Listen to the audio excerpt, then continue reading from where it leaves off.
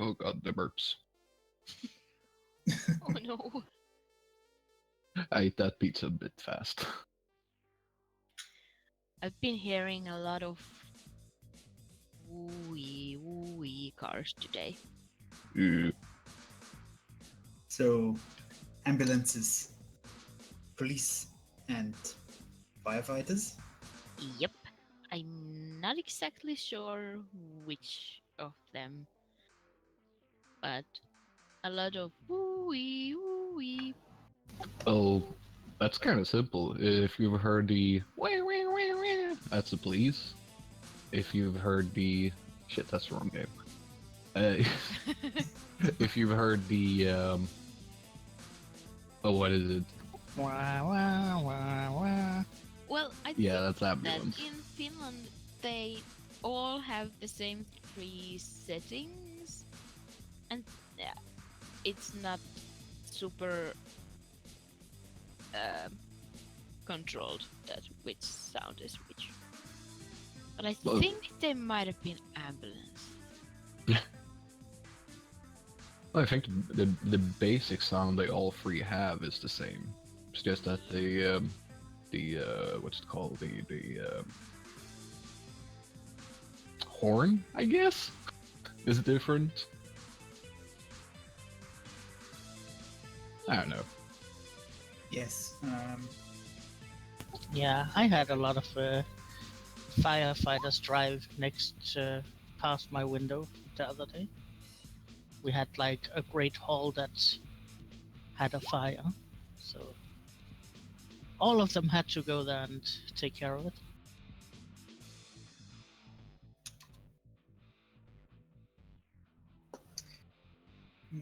Most of the time, the ones I hear are ambulances. They are usually, yes.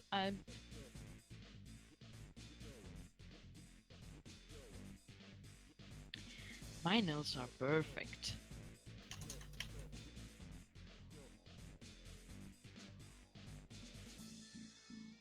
I need a pen. My notes are still non-existent. Yay! Except My for I notes have- only involve Dane.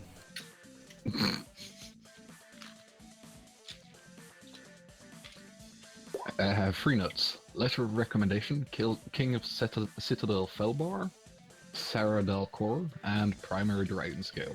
That's my 3 notes.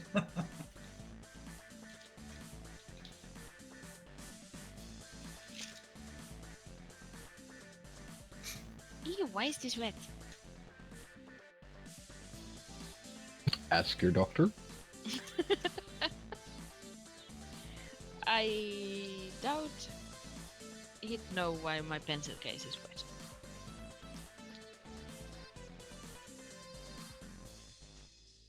Yeah, probably.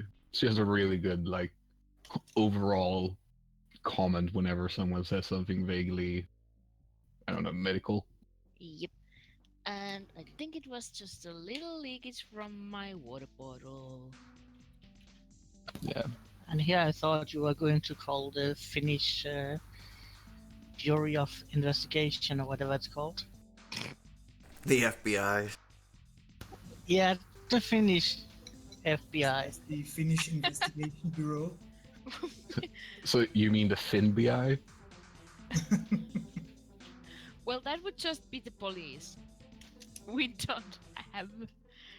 And I mean, sure, we have probably some sort of stuff, but they don't help normal citizens. That's just the police. I still think they should be named the FinBI. Yeah, they definitely should. Change approved. Yeah, we actually have a branch of the Danish police that's like the Danish Security and Intelligence Service, which is like our FBI. Yeah. We have something like that as well, but small. If I remember correctly, Sweden's is actually quite extensive, but I can never remember what they're named. And I live in Shadowrun. I mean the United States. You mean Trumpland? The Please don't. corporate states of America.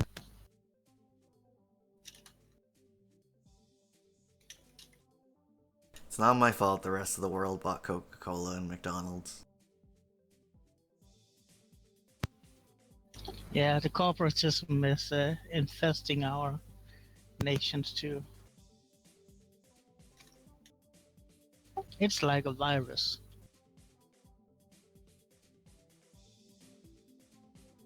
And this is how my RPG group turned into a militia.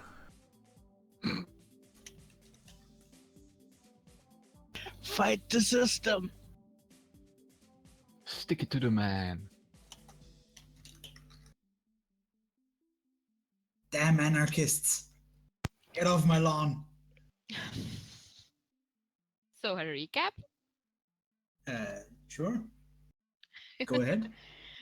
I'm just going to read my notes. This will be fun.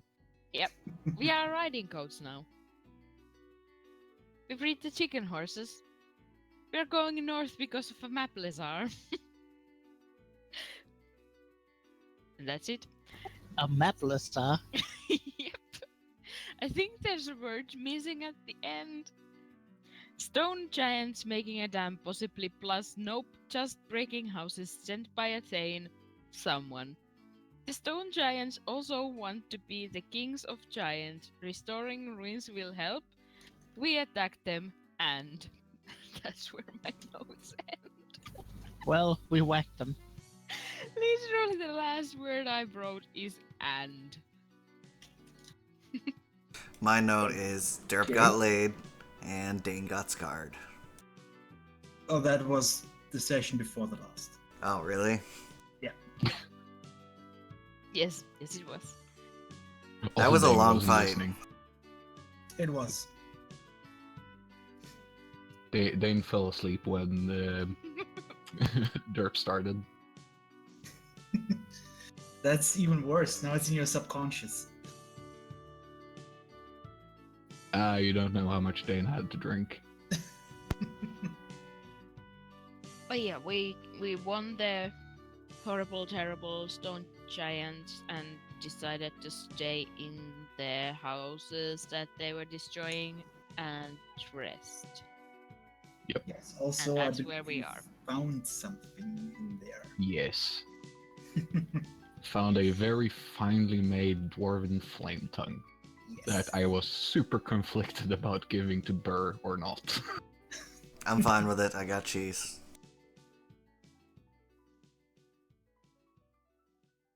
We have to share loot, right? You can have the cheese. Why do we have a wooden mannequin I don't know. in the I think loot? it was in one of the giant's bags. Okay. Are we taking it with us? It could actually be useful in certain ambush situations. This is true.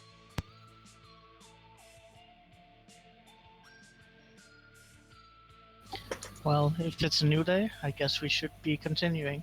Yeah, I'm waking up and I'm gonna put the skis on the sled since I think we're in snow country now. Yes. Also, I assume you have donned your cold weather gear. Oh, yeah, fabulously. I am just this pink spotted furball with a hat so large you can't even really see anything. I've got my floofy fur coat.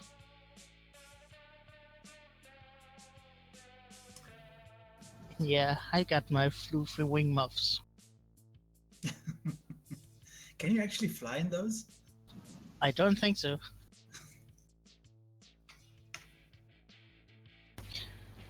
But I guess when I'm using them, using my wings, there will be circulation, so they will be kept warm. But I do guess that my featherless wings will get cold if they are not in use.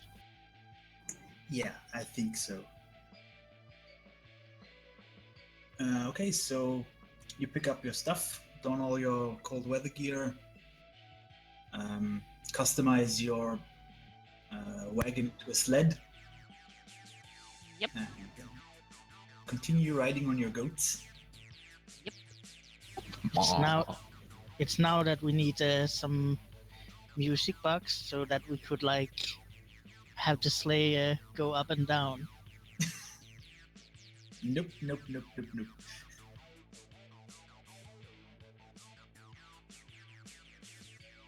Interesting. And after 2 days, you come to the end of the path, and where this path meets another path, which leads over the spine of the world towards the 10 towns. And a bit after that, you actually make it to a very small settlement right on top of the pass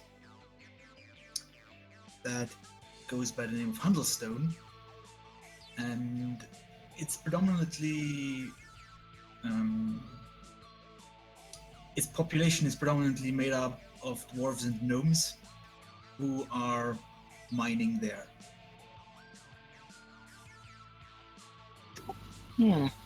I wonder if they actually have some goods for sale that we could buy and then bring to the city and sell to the 10 towns. They may have. Well, I guess I'll be asking around if there's anyone in the business of selling. Oh, you meet a dwarven miner, it appears. He says, "Oh, we don't sell much, we just produce, really. But if you're interested in raw materials, we could sell some." Well, I'll ask my group. And he has plenty of iron ore that he would pot. Only ore? No worked. Or I'm guessing they don't have a You smelter could here. actually buy some ingots as well. For, but yeah, they are pretty much just pulling it out of the mountains here and pass it on to somebody who wants to work it. Well, I'll take a look over at least the if they have some uncut gems and stuff like that. That's always nice. Oh yeah, they probably have some of those as well. So, what do you guys say? Should we see if we could acquire some of these and sell them for profit in 10 towns? Well, I have no interest in trade or profit. Ah. At least tie it. Derp and Burr have wandered off to find a gnomish inn. Lazar stares at Mika, is absolutely stunned by what she said. This shouldn't be news to you.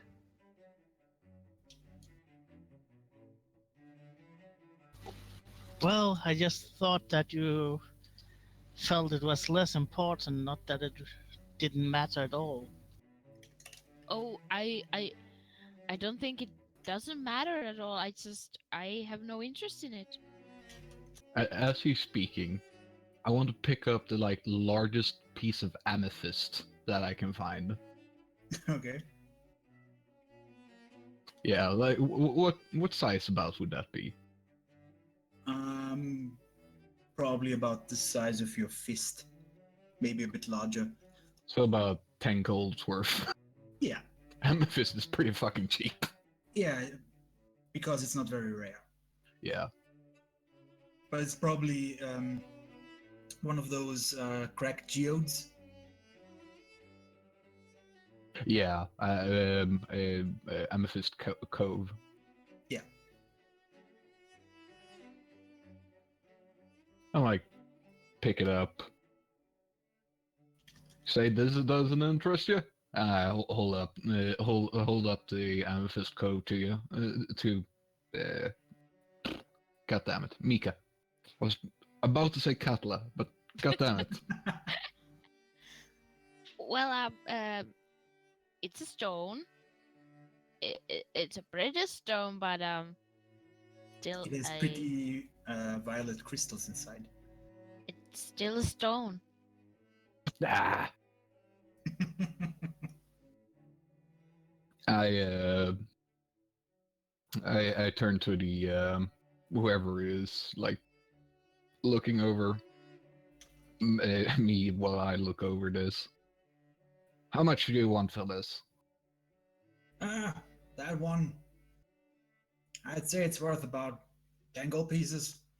Yeah, that's my estimate.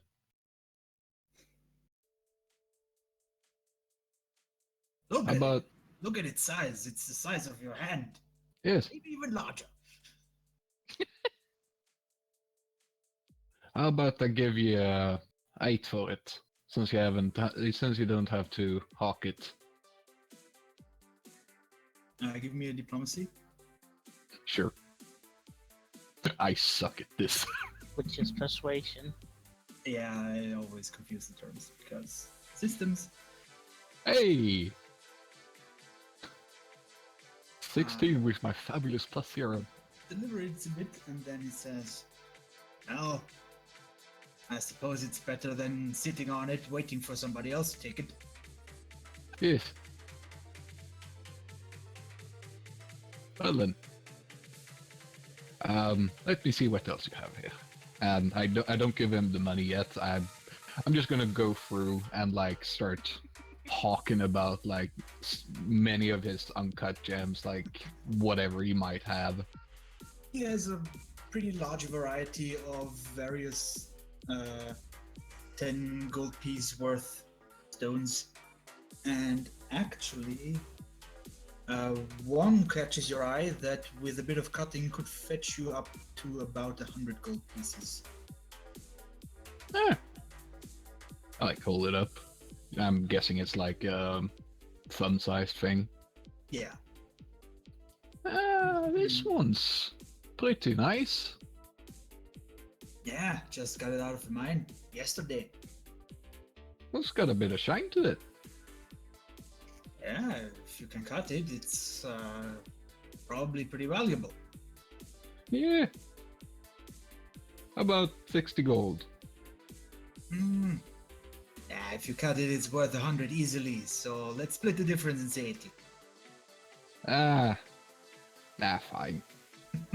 I've never been the most, well, argumentative type. And I'll basically just put like, I don't know, 300 gold into gems. Uncut gems, that is. Okay. So you're basically looking at a profit if you cut them of about 200 more than what you spent. Yeah, it's a pretty penny. Yeah. I was actually wondering if you maybe had a sending that was going to the 10 towns. We are heading in that direction, and maybe for a coin we could bring it to 10 towns for you. Oh, I don't really deal with the 10 towns much, but tell you what, the gnome tinkerer next door, I think he has some ties to the 10 towns. He might have something for you. Well, thank you. What is the name of this? What did you call him? He's a gnome tinkerer. A tinkerer. What is the name of him? His name is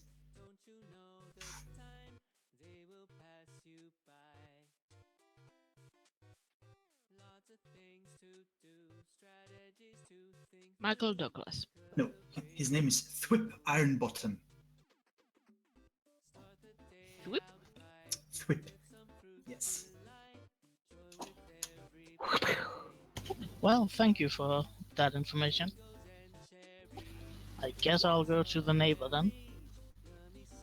Knock on the door. It's open. It's a little shop. Oh, then I will walk in. You walk in and you can see that it's a little shop that apparently sells small clockwork thingies, toys, and behind the counter is a gnome with large goggles who is currently apparently working on some sort of mechanical dog toy. Greetings, Master Ironbottom. He looks up and he says, "Oh, customers! Good day." Well, good day. My name is Lazar, and we, my companions and I, are on our way to the 10 towns, and was wondering if you might have something that needed to be brought to that city or that area. Oh, the 10 towns. Why would you want to go there? That's dangerous. Dangerous?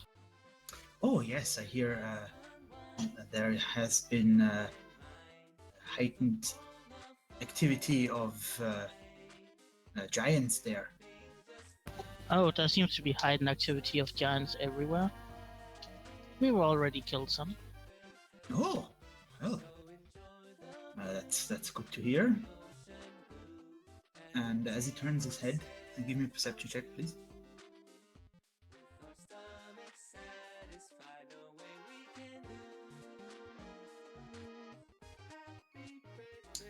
You can see that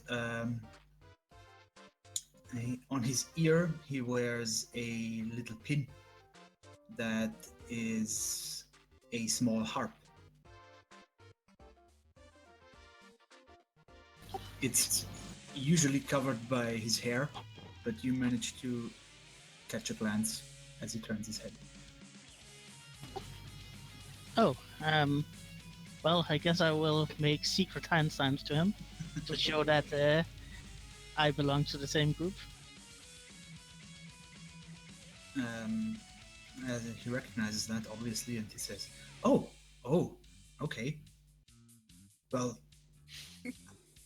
I'm going to be straight with you. It seems that the 10 towns have a bit of trouble lately.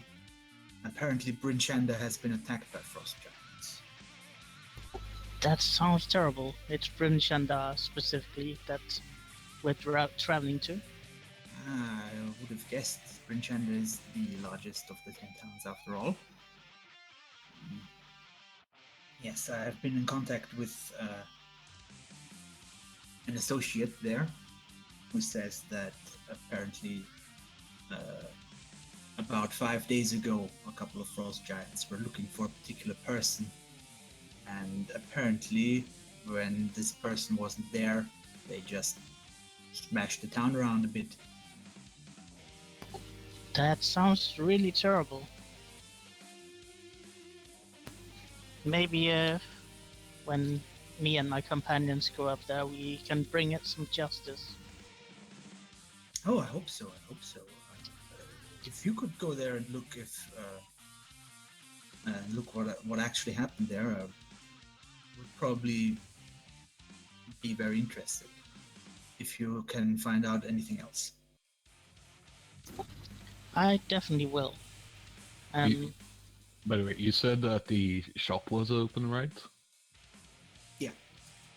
Yeah, so Dane pops his head in and just says, "Oi, Bertie! Hello. We are going to the pub. I'm freezing the bits off." Oh, I'll see you in the pub. Hello. Hello.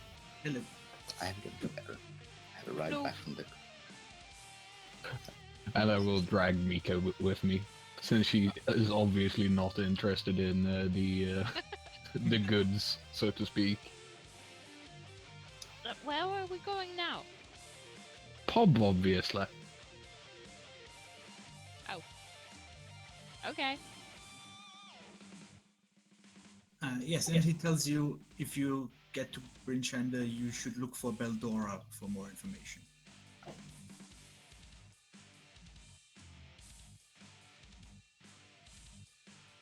Yes. Okay. Well, thank you for that information. But I came here because I was asking if you had a sending of goods to go there, or not. Actually, you could probably do something for me since the 10 towns seem to have been attacked. It is in our best interests to try and help them rebuild, so I have a couple of supplies that need to be taken there at any point anyway. So if you're offering... Yeah, sure. Should I bring them to Beldora or someone else? Yes, bring them to Beldora. She will know what to do with them. Well, I shall do that then. Thank you very much. And I hope you won't get waylaid by giants or anything worse on your way there. Yeah, that would be terrible. We have already dealt with some giants, fortunately. Although I must say that the 20 that we encountered in Port Lust was perhaps a bit too many. 20 giants and you're still alive. Well, we only fought a few of them before we retreated. At least you have survived, and apparently you have taken down some of them. So that is good. That is good. Can't have giants go ravage the whole place. Yeah, actually we met some down at Clothenwale where they were destroying the settlements, and we brought them some justice. Now they won't terrorize anyone else. That's good. Even though I wonder how long the dragon would have let them do it. But you know, he's old and lethargic. Don't tell anybody I said that. Oh, I won't. Don't worry. But should we load our wagon? Yeah, he gathers a few supplies and loads them onto your wagon. Well, thank you. I will be bringing them to Beldora. Thank you, thank you. He will make sure you are recompensed adequately. Oh, well, I didn't expect anything, but then I will be pleasantly happy.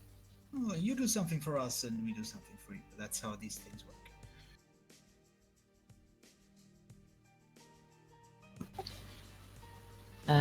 But I guess I should go to the pub and see if they are causing trouble, my companions. Yeah, so the others went to the pub. Mm-hmm. I was looking for a gnome run establishment. Yeah, you can probably find one. It's a very, very small town. There are probably 2 pubs. One dwarven and one gnomish. Both have low ceilings. Actually, the whole town has pretty low ceilings, and most of it is built into the mountains and downward. I am very glad that I am not tall.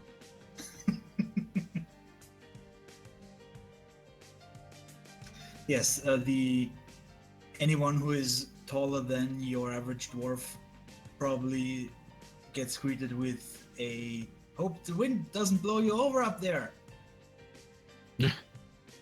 So you're saying that Dane gets that? Yeah. Oh, poor Dane. Well, Dane's a big lad. You know, not with malice or something, but Yeah. they seem to enjoy heckling the taller ones. Yeah, I'd probably retort with something like, "Well, I wish that stone that your mother dropped on you didn't hurt you too well." Oh, Ha! Stone? No. Like cotton balls. Yeah. how are you so sure? So you find an establishment with a very low ceiling. Yeah, it's pretty basic and not very lavish, but it will be sufficient to stay. Yeah, I get myself quite a few ales. And I get Yeah. some for my pals. Ale is plentiful, and pretty much the only thing they have to eat is dried meat and some sort of fish that apparently comes from the 10 towns, which is a delicacy there. I'll have the meat. It's very chewy. Yeah. I've had worse. Besides, the ale's good. Oh yeah, the ale is very good. It's a slow day. It's hardly anybody in there. The innkeeper is not surprised at your group coming in, but you can see that he doesn't often have larger groups coming in. Yeah. And yeah, you eat and drink. Yeah. You want to do something specific? Not really. I would like to go to the cart. Get what's left of the cheese. Bring it inside to the innkeeper. How hard have you been going at the cheese? I've been much is- using it for every meal. Like, not strictly cheese, but like grilled cheese sandwiches, macaroni and cheese, fondue. It was a pretty substantial wheel, but it has shrunk significantly. You have been carting it around for about a week now, at least. Yeah, I'm gonna give it to the innkeeper and ask if she can make something with that. And I will give her. Of course, I can make something with cheese. Anybody can make good food with cheese. That's what I was hoping. And Vegetable and basically, cheese. what you soup. get is a strip of dried meat with molten cheese on top of it. Amazing. Or, you know, if you want the fish with the molten cheese on it. Ugh. Ugh. Ugh. You know what? Why? I think I'm Fish gonna go with- for the fish. Why? Because we're in a. Salted fish with molten cheese stuffing. Yeah, because Yeah. we're in a mountain and I want the fish. I think I'm gonna need a new Dr. Pepper after this. What is wrong Yes, with you? look at the grilled cheese knucklehead trout. And it tastes amazingly salty and fishy and cheesy at the same time. Lovely. You know, I think this would be pretty good with pasta.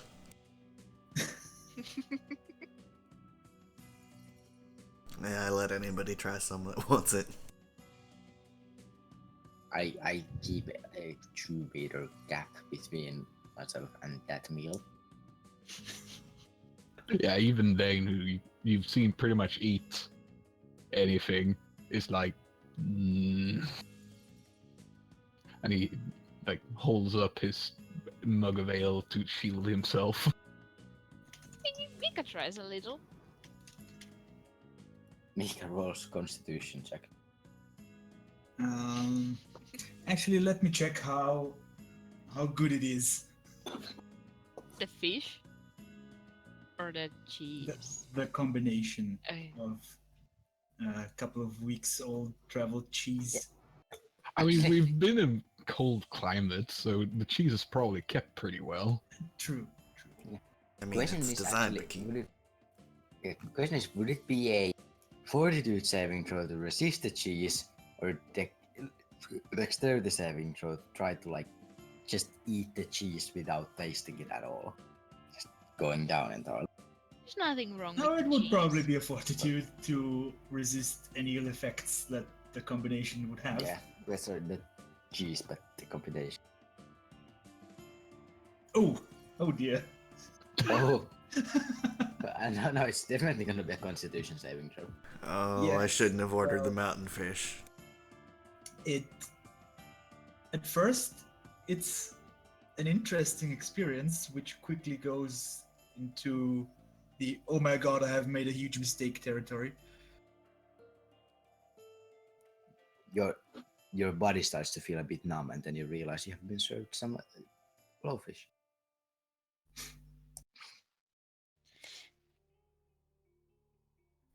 Yeah, who ate from that I'm beside making Sir Burr? probably Well, derp. I just ate like one forkful. Yeah, we both probably had a couple full fish. Yeah. Make Constitution saving throws. Mika with advantage because she only had one fork.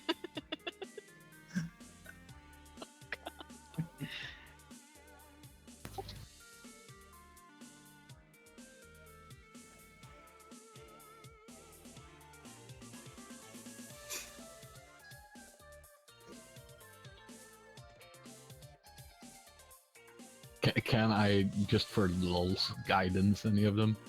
Sure. So whoever looks like they're gonna be the sickest. Actually, no, that has, guidance doesn't do anything on saves, now that I think about it. Also, Yeah, I think, it's bless you need. also I think, I think Derp has actually like a something on this because they had the goblins had the racial thing because they Yeah. live in filth and eat shit. They can literally eat anything without going sick, Yeah. as long as it's not actually poisonous.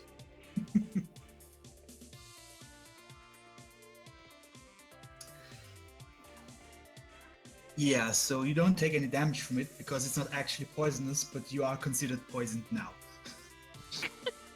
I race for the nearest outhouse. How So am then I you- though? That would be disadvantage on attacks and ability checks. Am I poisoned? No, you have you taste what's on your fork, and you do eat it, but you can see that eating more of that wouldn't do you any good, It's and a you little have bit trouble icky. keeping the one fork down a bit. But I so- won't say anything because that would be rude. As Burr runs out of the room, Derp just takes the fish off Burr's plate. I just like. Then. Hmm? Your race has interesting delicacies. What do you mean, my race? Fish, fish. I assume the cook was dwarven. No, it's actually a gnomish establishment. Oh, there's Novus. Oh, fucking. So Yeah. this In- is Yeah, we probably, like, when we noticed that Burr wasn't at the dwarven place, we went to Gnomish place. Probably took a couple of ale with us, even if that might have cost a bit extra. We should. They're pretty If they're, when it comes to that.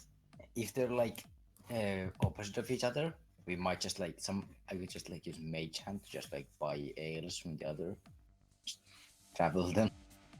Well, Gnomish ale is pretty good too. It's just usually sweeter. You can't actually see my skin. That is probably not a good thing. Why did the suit turn green? It's got some Uh, fancy poison detector. Yeah, question is, can Built we into the recognize this squeaker. somehow? I think he's got some viscera inside that's coloring it.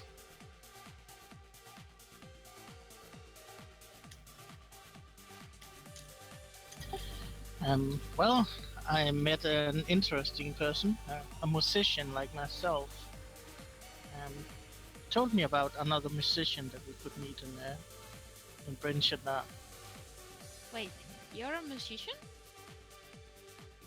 Yeah, haven't you heard me play? Have I? I haven't. Oh, I know that you play the same instrument as I do, Glum.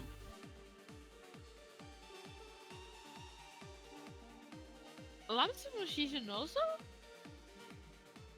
Yeah, they both played drumhead. Dirt plays the saxophone. It has been so long since I played Loom last time that I have to actually check what instrument I play. Do you play anything? Oh yeah. my god, you can't take a hint. I can. Mika can't. Yeah. I could give you a hint if you want. What the fuck is my token is moving? Max knows what What is token? happening. Mika Yeah. doesn't.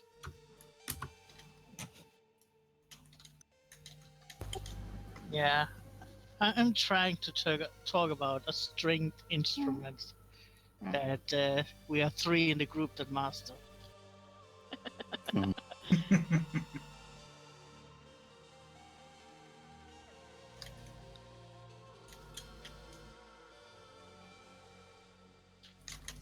Have you actually had the talk about? We are in the same group, by the way. Yeah, we did that in the city, the first one. 2 secret hand signals. Oh. Yeah.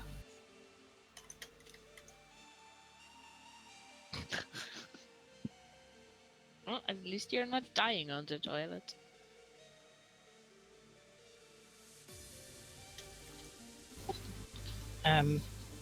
Also, I told that we would bring some supplies to Ten Towns.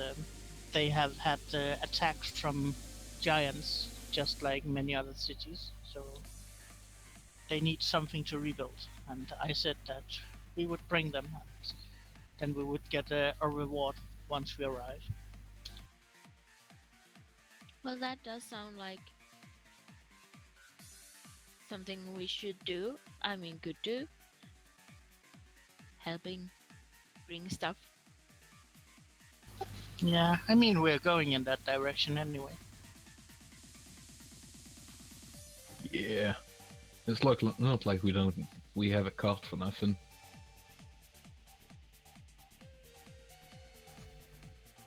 I am a little surprised that there's also giants there. We're in the north. I think there are giants everywhere. Yeah, I mean, I didn't know it was that common.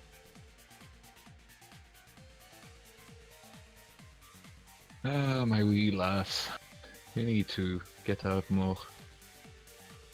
Well, this is my first time out, so you're Exactly my probably meaning. right.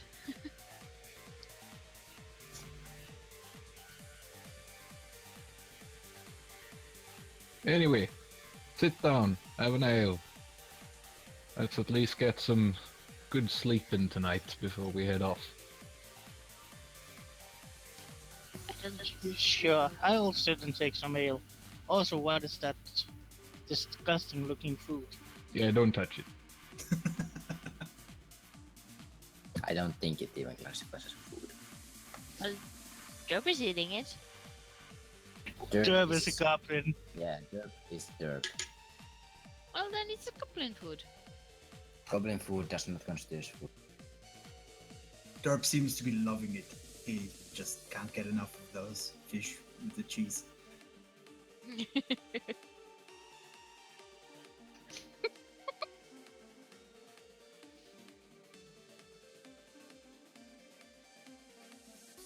Oh well.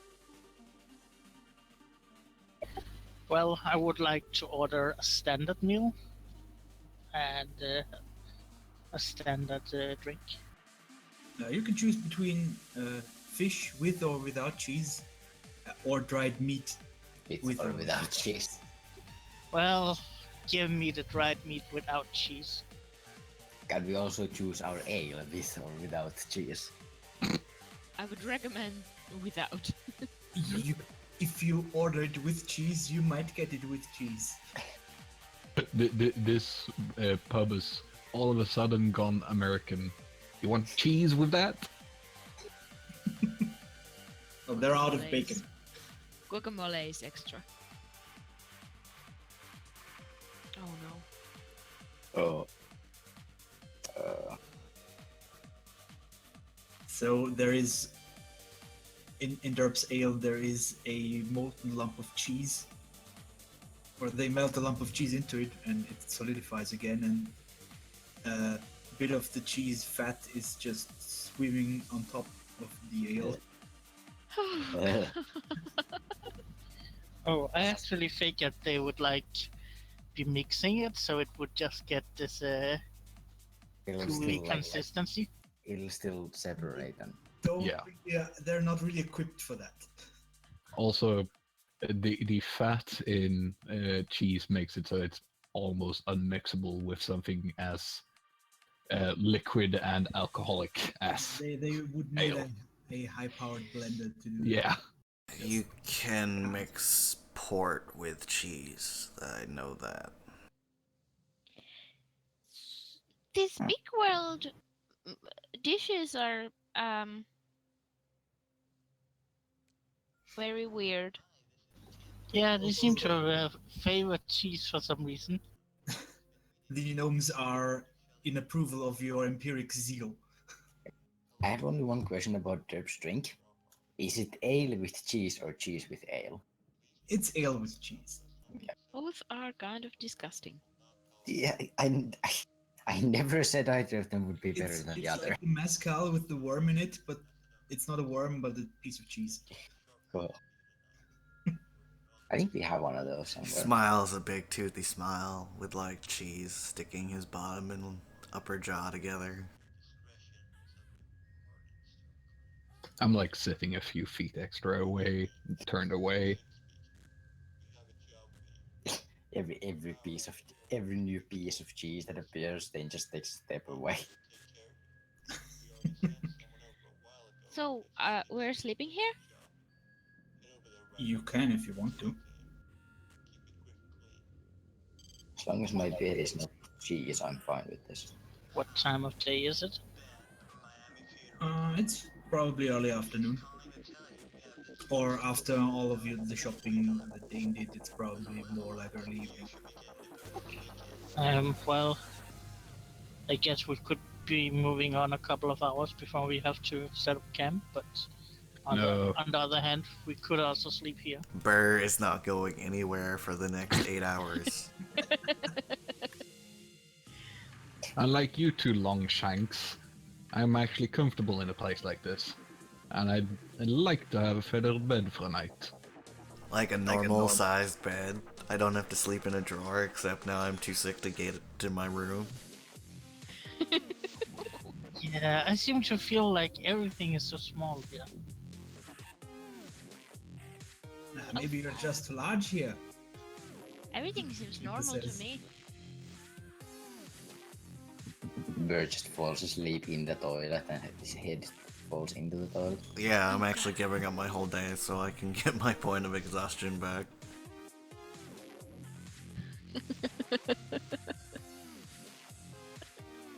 Sleeping in the toilet. Hopefully they have Yes. more than one toilet. Yes, exactly. In the toilet, not on the toilet. No. Now we know where his stripes came from. Oh. Yes, spots now. I'll go to sleep. Yes, and not to disappoint Dane, but a straw mattress is probably the highest of the lights you're going to get here. I order fresh straw.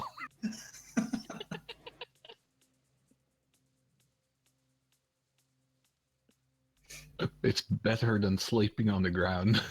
Fair. At least there's no sticks and stones poking at your back. Breaking my bones. That too. Right. You spend the night. It is moderately comfortable. Obviously more comfortable than sleeping on the road, but it's a very small shanty town. And on the next day, you probably are going to continue on your way to Brinchanda. I would, since I kind of wasted my day, I'm gonna go find my gnomish friend that I think I know.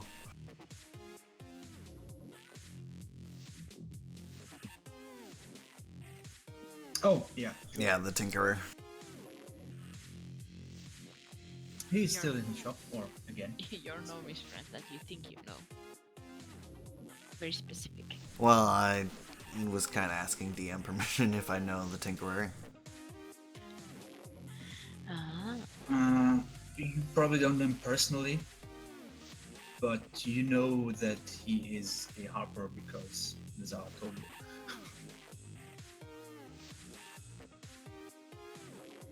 Okay, I walked in the shop. I'm like, hail thee, fair artisan, in Gnomish. He replies, good morning, friend Teddy Bear. In Gnomish. I make the hand signal. He mumbles, oh, another one. That's a rare occurrence. Aye, 3. And he asks you if you travel with the winged one. Yeah, and my partner. I don't know if you met him. Giant cat guy. No, would have remembered that. You think so, yeah. What can I do for you?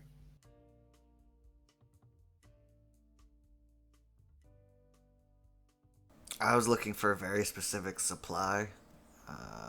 Are you familiar with sending stones? I am indeed. Would you happen to have any that might be concealable? Like an earring or a set of earrings? He's a tinkerer, not a magic shop. Yeah, but tinkerers incorporate magic stuff into their devices. He says he has only one sending stone that he's using himself. Alright.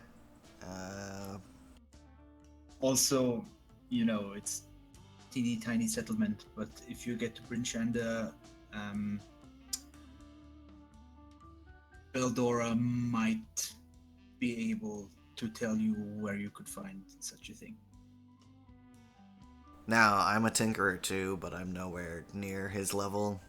So I'm gonna hand him over, like, some crayon drawings of, like, a sending stone earring.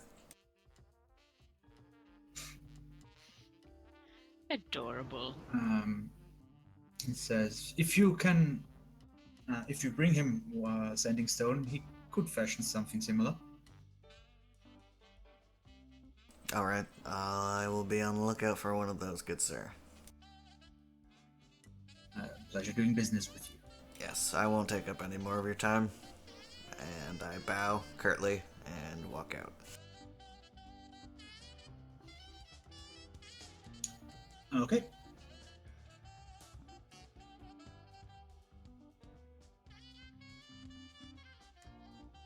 And I suppose the others are getting ready to leave.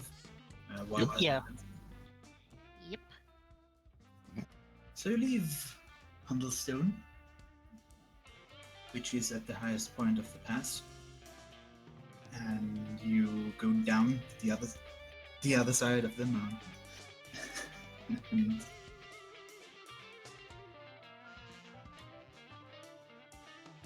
after about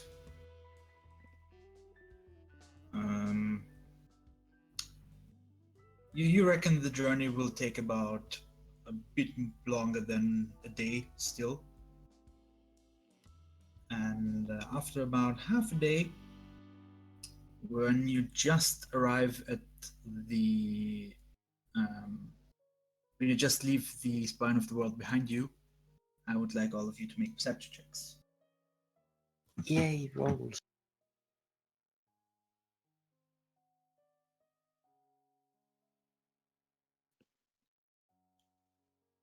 I see everything.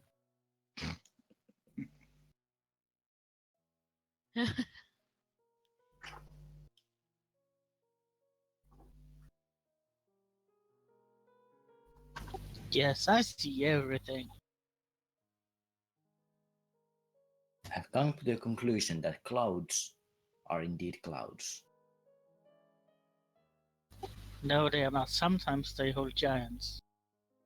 Well, this is true. But they're still clouds when they hold giants. They're just a castle in the clouds. And there's like giant clouds. Okay, Dane, Mika, and Lizar. All of you spot suspicious tracks in the snow. What kind of tracks? Looks like some sort of animal, like a large cat. I look to Lum. Bigger than Yes. Lum. Yes, What? assuming Lum is of medium size. Yeah. Yes. That's slightly lower than average. Also, Lazar, you probably noticed that it's more than one set. And pretty fresh. I'm gonna look at Lum's hand or paw and compare it to the ground. What? Looks like some of your kin's been here. I don't. Oh, No, I think there are multiples, and I think they might have 4 legs. I was well, making a have joke. I have technically 4 legs. Don't you have 2? The Berkshires see my bipedal. They run on 4.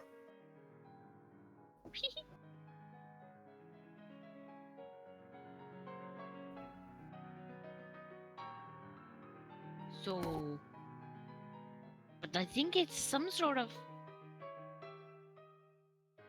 fluffy cat creature.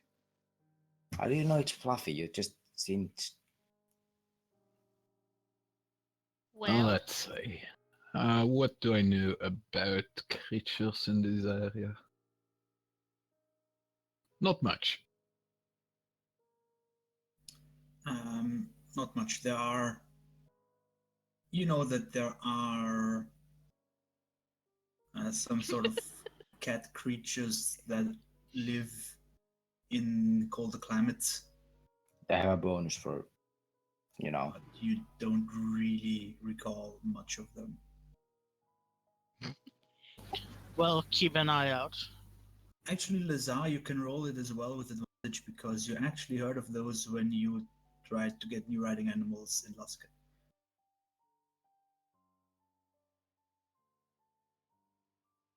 Yes, you heard that there are creatures called crag cats that live in this whole northern area. And you do know that they are pretty avid predators of anything smaller than themselves. oh, that's nice. Oh, those were the ones we could ride, actually, wasn't they? Yeah, but only if you were to get a kitten and hand raise it, pretty much, which doesn't happen all that often. The chances of taming a grown wild one are slim to none. Unless you're a druid. Possibly, yes. Well, I'm no druid. You don't say. Well, I do believe it's crack cats. I'm not entirely certain, but I think they were supposed to live in this area and be adapted to this temperature. I assume they're hunters. Oh yeah, they are. They hunt everything that's smaller than themselves, and since they are large enough for us to ride them, then yeah, we're smaller than them. So keep an eye out. Sheesh. Well, let's just wish him good hunting and not to be us. Okay. Yeah, so let's move forward and keep eyes and ears open.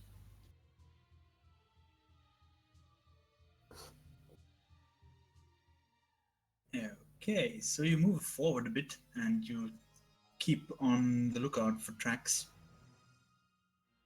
When you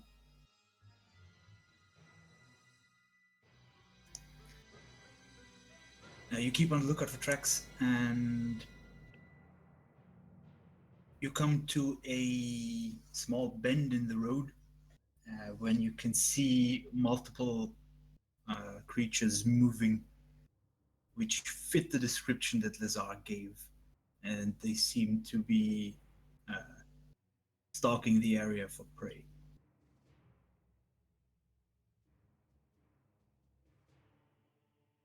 Are they like right in our path? Pretty much. They seem to know that there are travelers on this path from time to time, so they keep around there. Well, let's see. How far away are they about? They're still a ways away, but if you want to keep on the road, you probably pretty much inevitably run into them.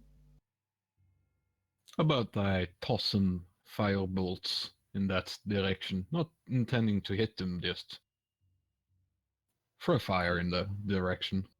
Alert them that we're here. No, scare them off. Most animals are a little bit afraid of fire. You can, yes. So you come from anywhere from the southeast, and they are in the northwest. Yeah, I'm doing this like while we're still like 120 feet Yeah. away.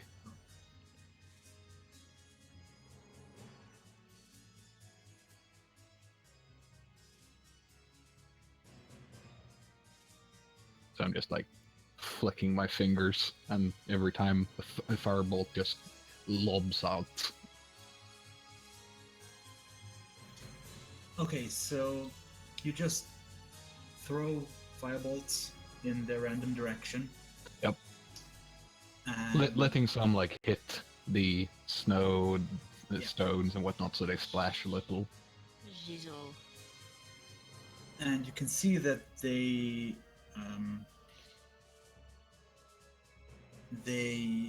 are startled by this. They seem to be confused and trying to see where it's coming from, but on the other side, it's fire and it's bad for them. And they seem to be slowly but steadily declining. And moving Um, Oh, yeah. Well, seeing as we are in the mountains, and this is giant territory, I'm going to cast Thaumaturgy on myself and put on my thickest fire giant accent. Okay. Yeah, and So just you like pretend shout random words in giant that sound annoyed. No real meaning to him, just So you pretend you're a fire giant, and they seem to be unsure of their position here, because you don't sound like prey usually sounds. You sound bigger and more dangerous, and fire. and fire. So they will probably go away and hunt another day. Good job. I just ruined the DM encounter. Oh, it's okay. It's okay. So you travel along the road. Yep. And when you come to about the middle of it there, you can sense another thing, which is a slight tremor. Oh no. And I would like another round of probably nature checks. Oh no. Yes, I'm so good at that. Does it have to do with stone? Oh no. Also, the whoever has the highest passive perception is noticing the tremor. It's very slight. 17. But yeah. Basically, anybody with 14 and above can notice it.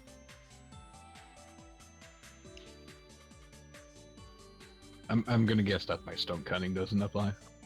Not really. Besides the fact that the earth shouldn't usually vibrate like this. And there's like, maybe it's something that's common in the mountains, in the mines, stuff like that. Worm sign? Is it worm sign? Lazar, was giants that again. 21 for that one now? No, it was the 5. Okay. Yeah, I rolled a 5. Well, none of you are really sure what to make of this, because apparently none of you have been this far north. I think it's the giants again. So place yourselves in the middle there somewhere. Everything seems to be the giants. I do like how Dane's token is still just a Warhammer. Yep. Is that actually stolen from Skyrim? Yes, it is a steel warhammer from Skyrim. Yeah.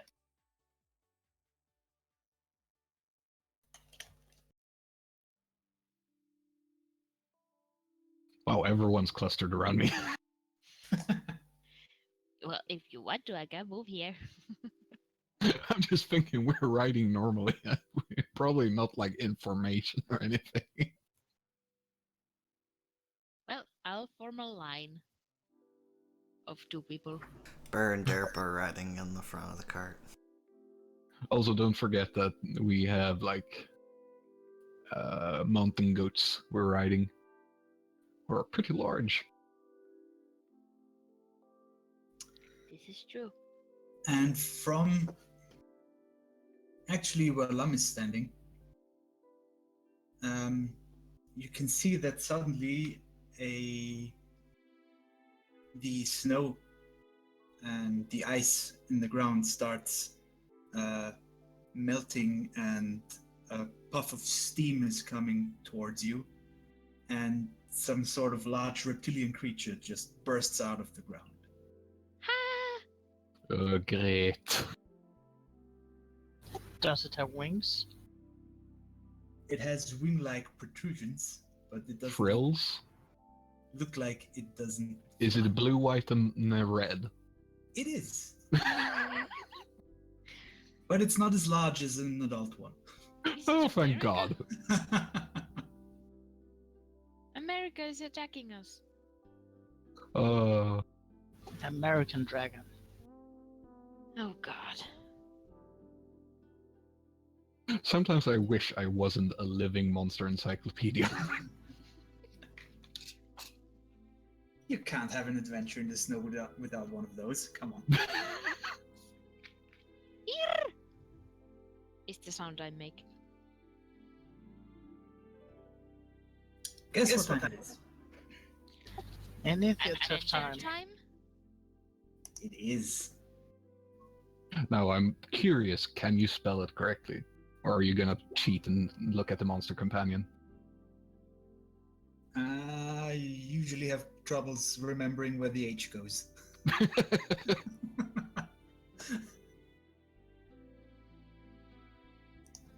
It's a Remras, or whatever, how they pronounce, isn't it?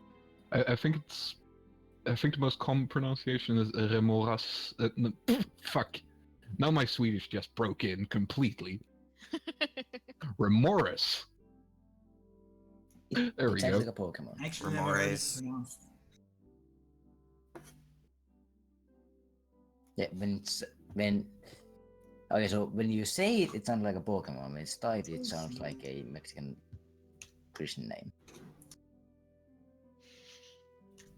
Once again, you are lucky that you have slow opposition. Wait, what? Derp is the fastest. He's a goblin. Well, that he is. Actually, Lam give me a reflex, a dexterity save, to see if you can jump out of its way. Probably Because not. Yeah, place yourself somewhere next to it, Cart. onto the card. Okay. Okay, so this reptilian creature or centipede-like creature just Yum. burst out of the ground, and Derp is the first one to react to this. Bonus action nimble escape. And then he's gonna dash. Such a brave boy.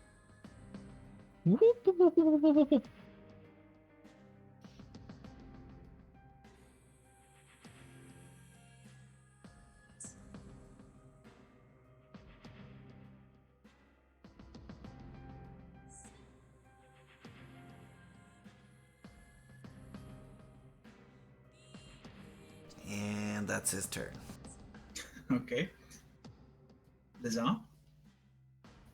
It's right next to Lum, isn't it? Yeah. Then I'm going to pew pew.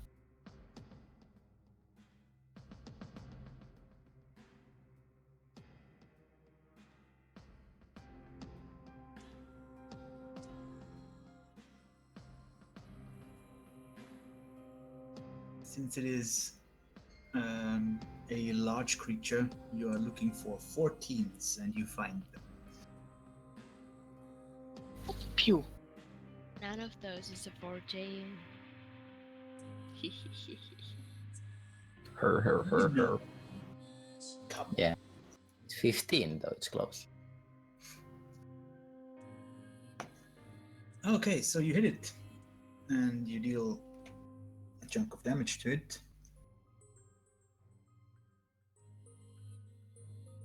Yeah, okay. Good. You just stick an arrow right into one of its flaps. And I'll move over here and jump off my goat.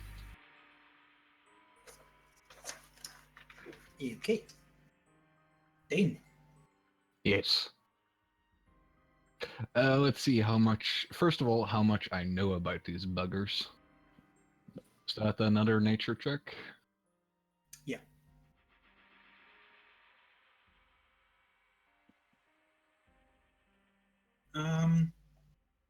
You do recall that these are usually fairly dangerous, but you also know that many of its properties just manifest when they grow to a certain age. So this Right. being a young one, it might be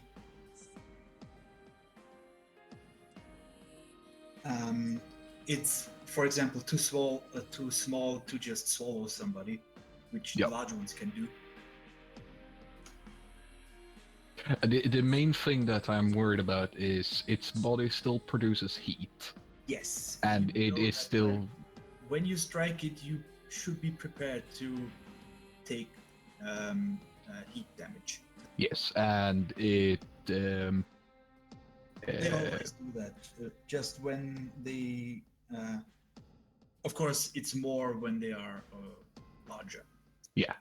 And fire has little to no effect because they're heat based. Yes. Yeah. And living in a cold climate, cold is not really the go-to element of choice as well. Well, I In only danger, have you know that they are immune to fire and cold damage. yes. Well, I am going to hop off my goat.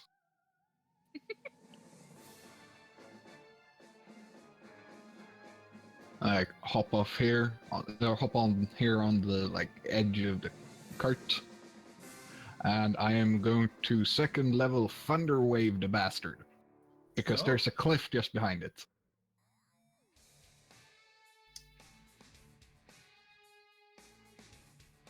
God damn it! I haven't entered this shit.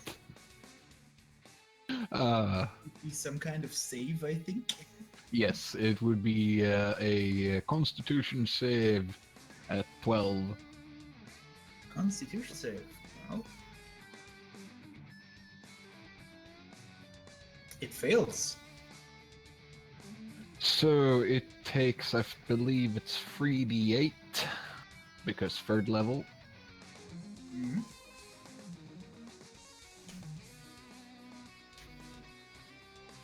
Hey! Nice.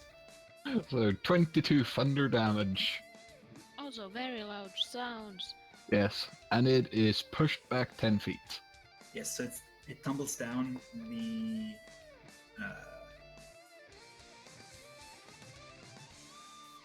I wouldn't say cliff, but cliff.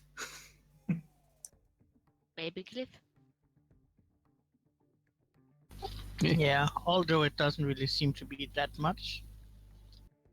It's Something. a zip line, so Yeah, it's probably like 10 or 20 feet. I mean, considering that we're basically going downwards. yeah. It will still take 1d6 of being pushed down a thing damage. Oh, so it doesn't have monk levels. It doesn't. No. I Uh, do. Oh, yeah, but And I'm then going to step up to the edge, look at it, take my action surge, and take the dodge action. Okay.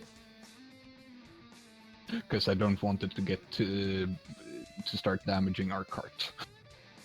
That is a fantastic idea.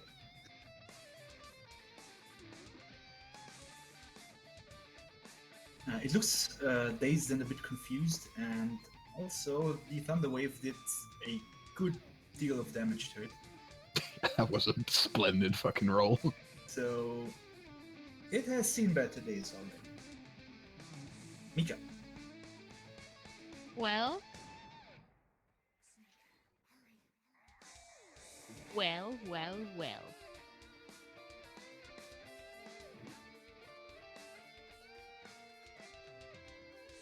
I'm going to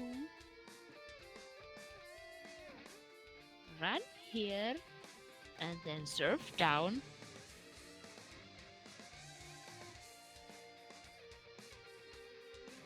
And hit it on my way down. So I'll probably end up like somewhere here, I guess, but Mm-hmm. I'll hit it on my way. And I Okay. will use a key point to hit it extra.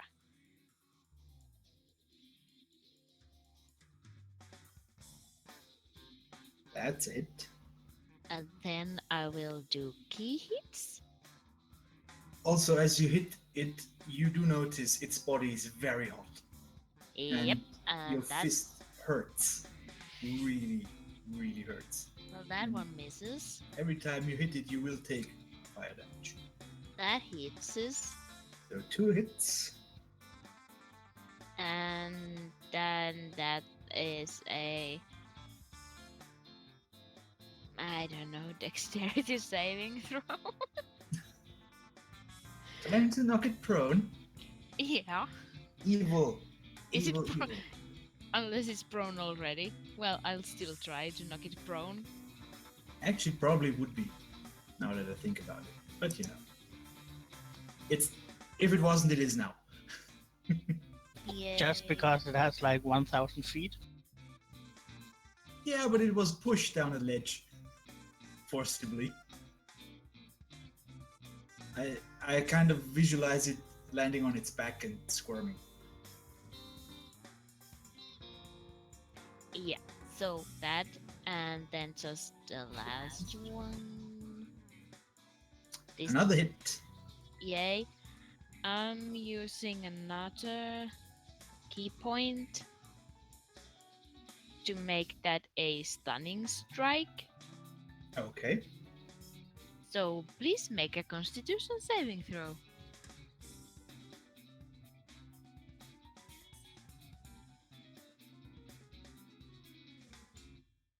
It is stunned. Oh yeah, it is. How much damage did Mika take? Let's see. You hit it 3 times. I think so, yes.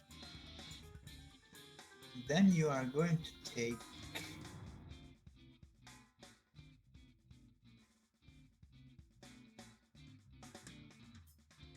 a total of 23 points of damage. Plus 66 plus. No, it's just 66. Okay, this is just a random plus. On It's the end. 2d6 per contact. This is fine. And then I yell, strike now! It's stunned! Also prone! On its butt! Yes, you notice that it suddenly seems to be Is it moving sinking much into less the... than before. Is it sinking into the snow? It is. You can definitely hear the snow instantaneously boiling and hissing. This is fine. In the back. I made it stunned. Yes, It she is stunned hurt. it and knocked it prone again. It hurt me, but it's stunned. Did you get hurt for 23 points of damage? Yeah. Yep. She hit it 3 times, which Ow. triggered the heat damage 3 times. This is fine.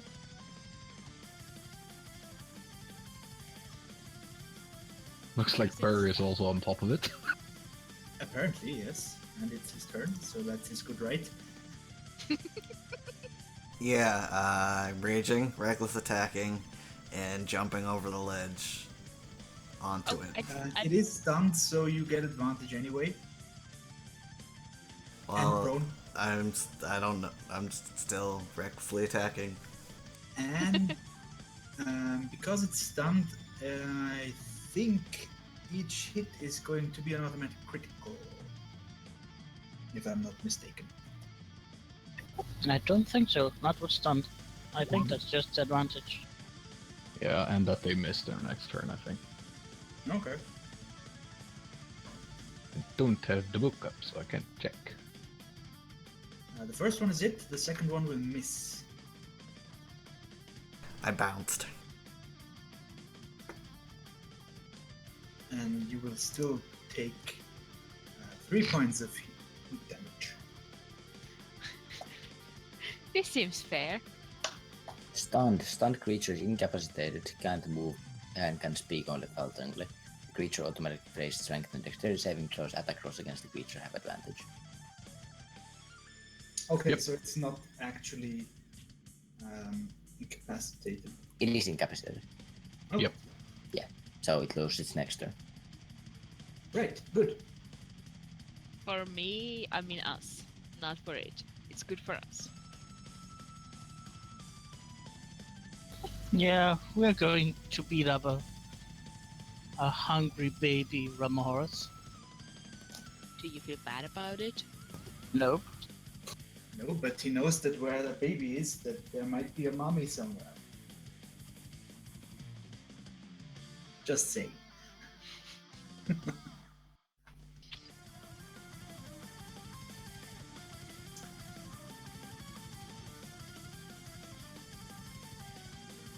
Okay, so Lum, there is a stunned young, whatever it's called. Yeah, I'd like to drop a shadow right about there, so it doesn't hit anyone else. Okay. Just missing. That was God, why Oh wow! horrible. That That's was okay. terrible damage. It does still get its Constitution saving throw though. Yeah. The way I've been rolling today, it probably is going to fail, and it is. The cool 7. All of that delicious 7 points of damage. Yeah, Yeah, it seems you haven't eaten enough bananas.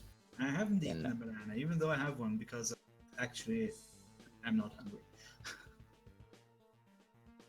that was my turn. I have eaten bananas.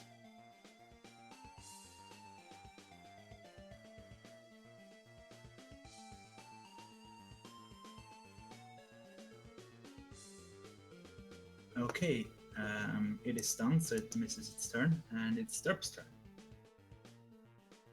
It is prone and down a ledge, so if he's going to fire on it, he will have the disadvantage and the disadvantage would cancel each other out, so it would be a normal. Well, he's no longer stunned. Just prone. Oh, yeah. What? So No, he's still stunned. Oh, It's he's my still- turn. Oh, until the start of your turn. Yeah. Okay. Actually, But it's still the prone, end so, of my turn. so the so yeah. advantage and the disadvantage cancel each other out. Sir Dirt fires. Pew. So, wait, he's his turn now, or two? No, sorry, brain. It's a hit. A massive damage.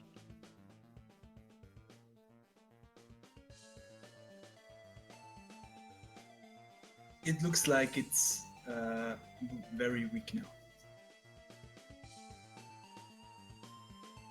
But that might be because it's stunned. Za?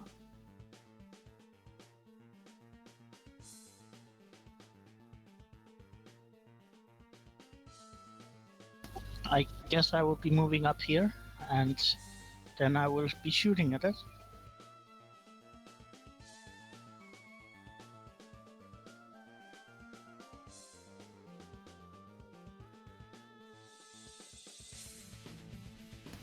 And I didn't have a advantage because it was prone.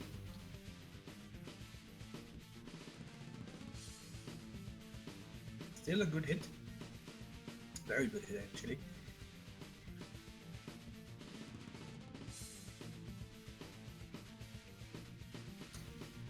So you take aim and you shoot it right in the eye, and then it stops moving.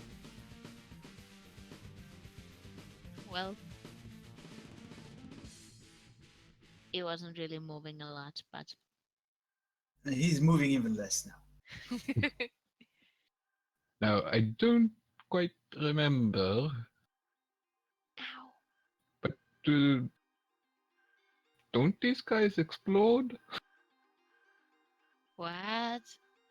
I will jump in behind the cart. So everybody scrambles away from it, and it just lies there, and it hisses, and it hisses some more, and then you notice that's just melting snow. It doesn't appear to be exploding. Sorry about that.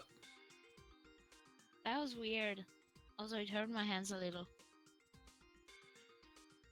Come here. Just touch Mika and give her a second level cure wounds. Yes, you can see that her hands are covered in blisters. Yeah, I focused the curing on her hands. Ow.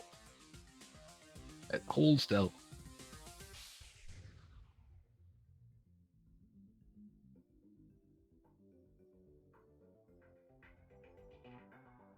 There you go. Thanks. That feels a little better. It was surprisingly hot. I haven't Yeah. fixed that one yet. God Well, damn it. the question is, should we go look for a possible lair, or should we get out of here before its mother arrives? What? We're not going to one of those nest thingies. Mother. With his check earlier, Dane would probably know that looking for a mom would be a bad idea. Yeah. Let us just continue and let the mother find her baby. We don't want to anger her if we can avoid it. Well, we Yeah. already angered her. Yeah, so maybe we should do a bit of force march. Also, Miki, you only regained 10 because. Oh. Yeah. I forgot I had messed that spell up. Okay.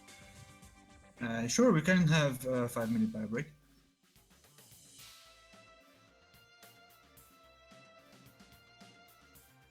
So let's do that.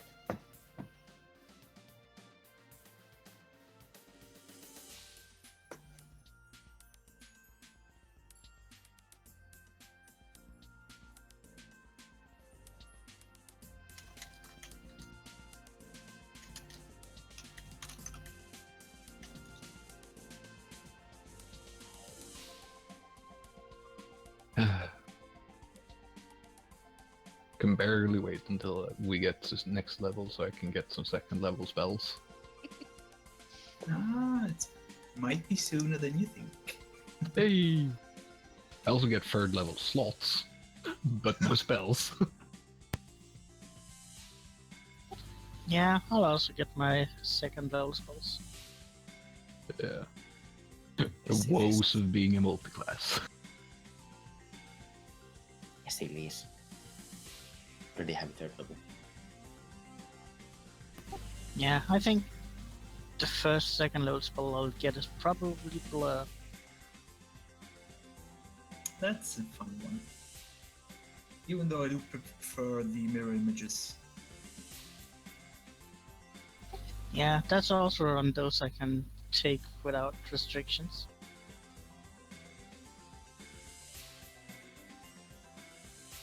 Oh yeah, you don't get all of them, don't you?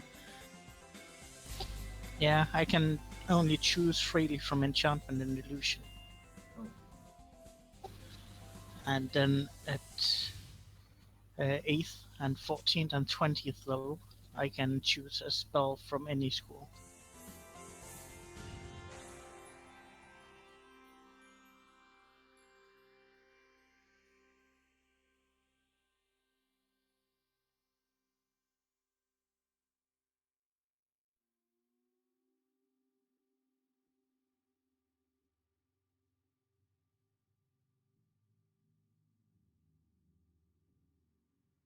Yeah.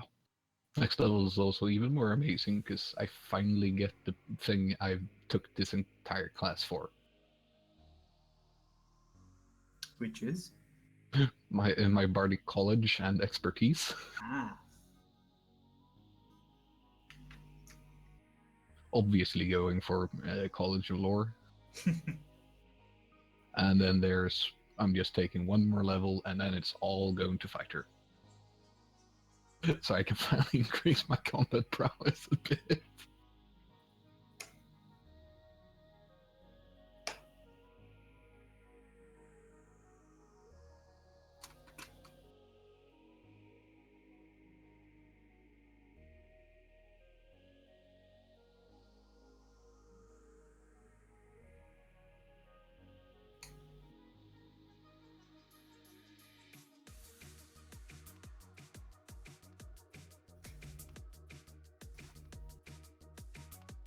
I feel so vanilla just being single classed.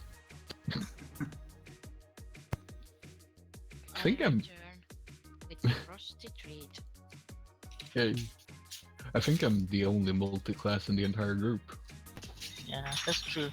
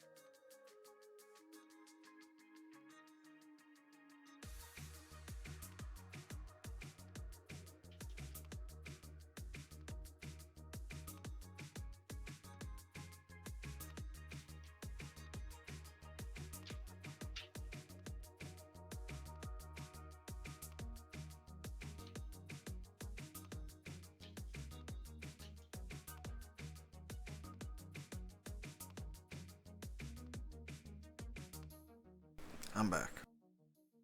Whee! Welcome back. Come back. Maybe.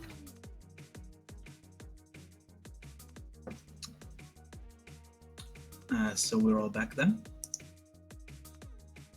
Yeah. I'm here. Then we shall carry on.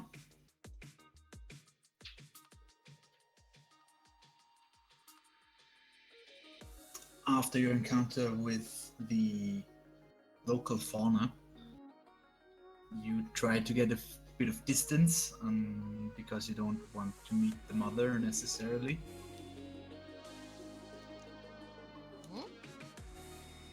Yep. And so you force march on a bit. And you notice that you have come to a slightly hilly plain that seems a bit out of place because there are corpses strewn about it everywhere. What?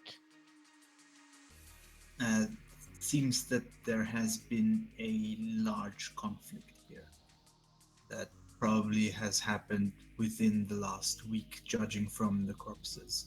You can see about 20 human-looking corpses and 4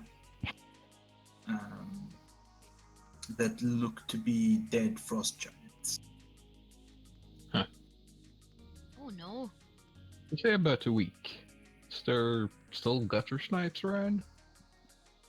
Yeah, you can see that a couple of wolves and a couple of birds are picking at what's left of the meat.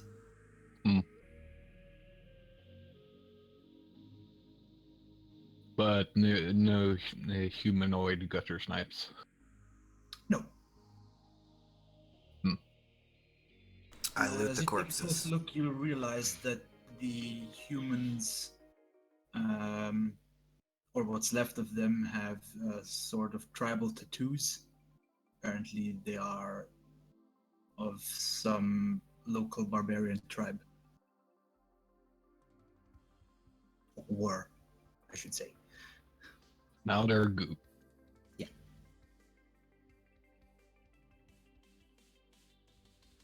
Poor people.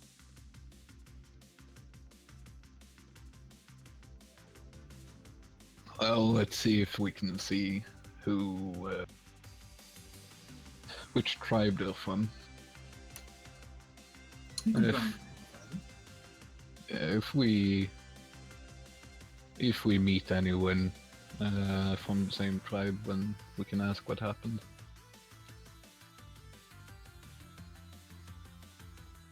I feel like the answer is giants. Well, yes, but even giants have a reason for attacking them every once in a while. I suppose.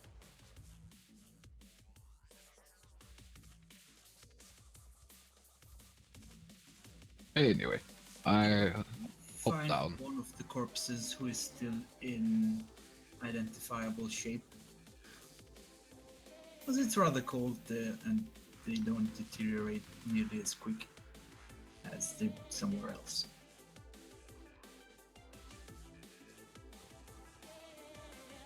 And you identify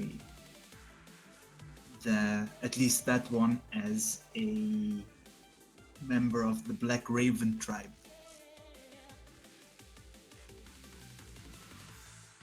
Right. Anyone know anything about this? Not even gonna check. Well, I definitely do not.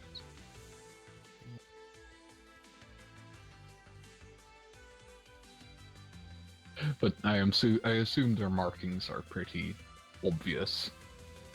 Yes, maybe you don't know that the tribe is called that, but he has tattoos of what seems to be ravens all over his body.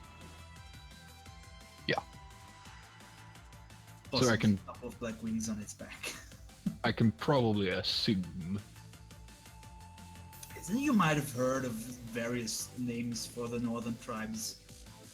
You could probably piece one and one together. Yeah. Because it would make sense that this would be a red tiger or whatever.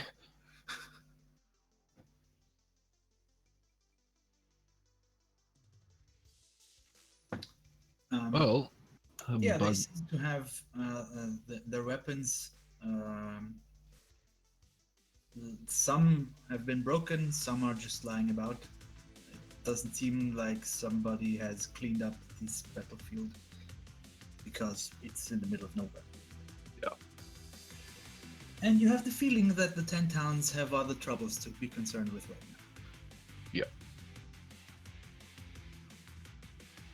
looks like the buggers at least took out 4 of them.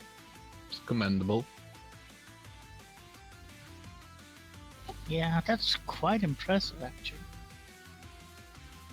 Derp is looting the dead.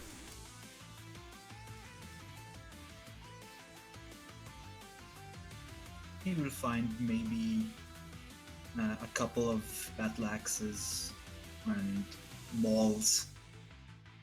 Nothing really of real value, though. I wonder if anyone survived on either side. Most likely. A fair battle always has someone who retreats.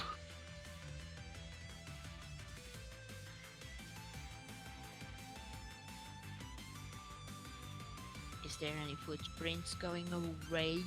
Away? I can't speak. I could try and check for some.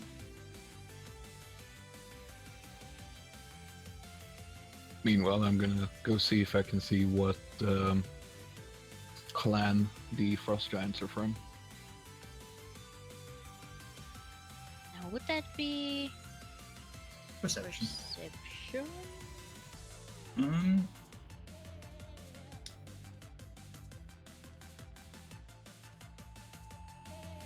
you do find some semblance of tracks, both human-sized and giant-sized, that have been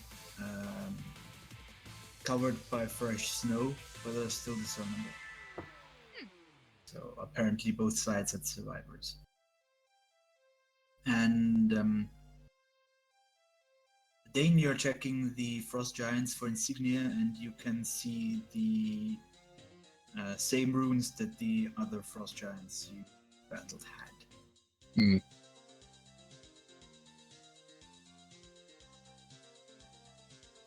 So only just the Frost rune.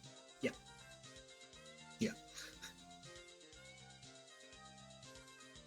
On various parts of their equipment. Yeah. Well, if we didn't know it before, we know it now. Giants have all amalgamated.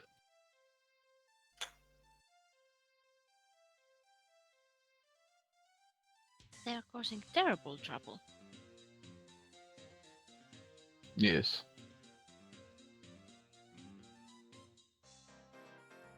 Let's just hope it doesn't spill in too far. It already seems like it has. Well, Frost Giants have always been ranging bastards. I mean, you get them all over.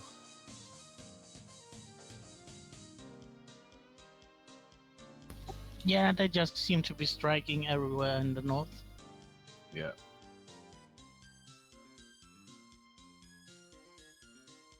Well, these sods won't be doing much raiding anymore. Yeah, thank the gods for that.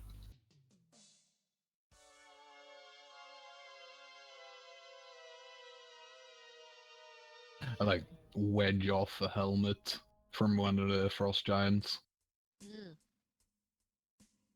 Here you go, Burr. You can take a bath.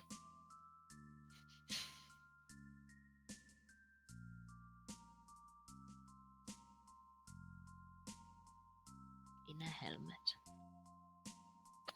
It's Giant's helmet. And he's a small creature.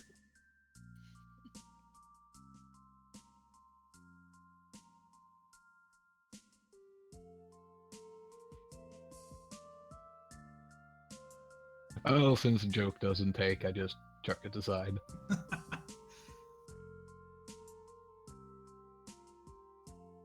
Well then, let's be going. Yeah.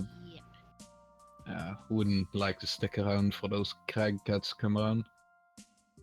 This seems nasty. Yeah. At least if they find this place, we might not have to scare them off again on our way back.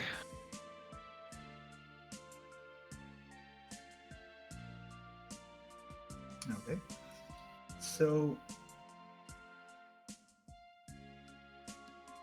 you decide to travel as long as you can. You will not quite be able to reach Brinchanda. You might be able to reach one of the other towns. Let me check.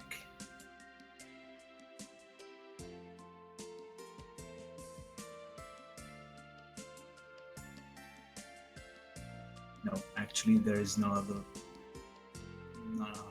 town on the way. So you probably have to camp out for one more night. Hmm.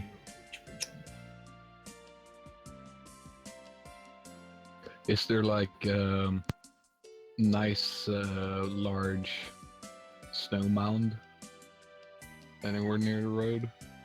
Oh, yeah. I'm just gonna like use a few fire bolts and blast a nice little hole and just say, well, that's it for 10 minutes. That should be fine. You melt out a makeshift shelter. Yep.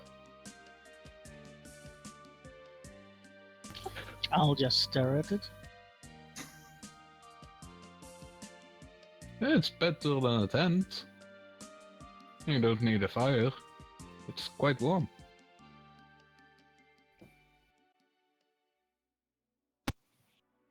It looks fun.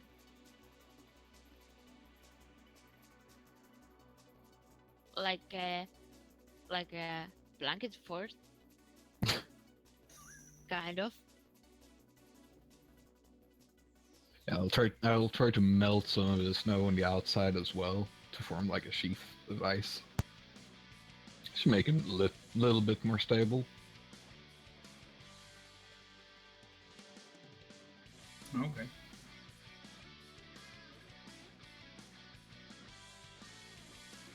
And then you spend the night there. Oh no, my rations are frozen. Maybe. Who's going to take watch when? What watch when? I can take the first one. I can take whatever. I'll take the graveyard shift. That way no one else has to.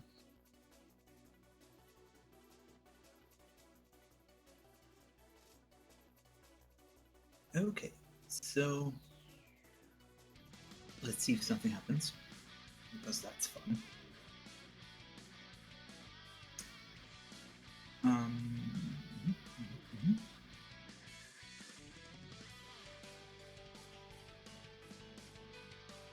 Okay, so you managed to pick the quiet night, where nothing of notice happens. It's not like we had a variety of nights to choose from. We pretty much had to sleep this night.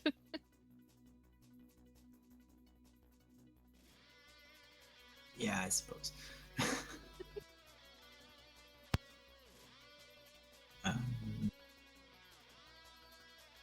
After your stay, you just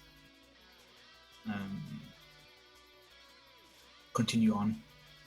You do notice that After about an hour's of travel, you can hear a loud roar overhead. And then What was that? you can see a large shadow Oh on god. the ground traveling. Oh Is it a god. flying suitcase? Casting the shadow is a large, white, reptilian, winged creature that you would identify as a dragon. Oh, I thought it was the Mother Remorse. No. Oh god. Nope, just a flying suitcase.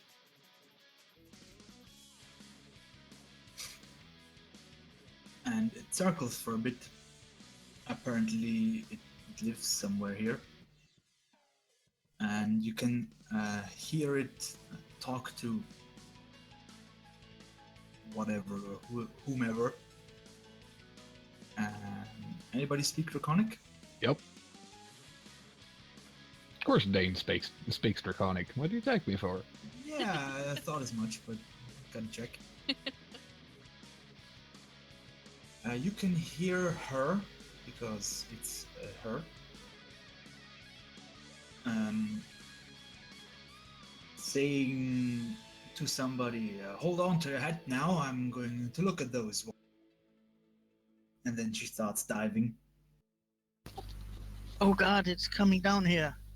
No worries, it's got company. That.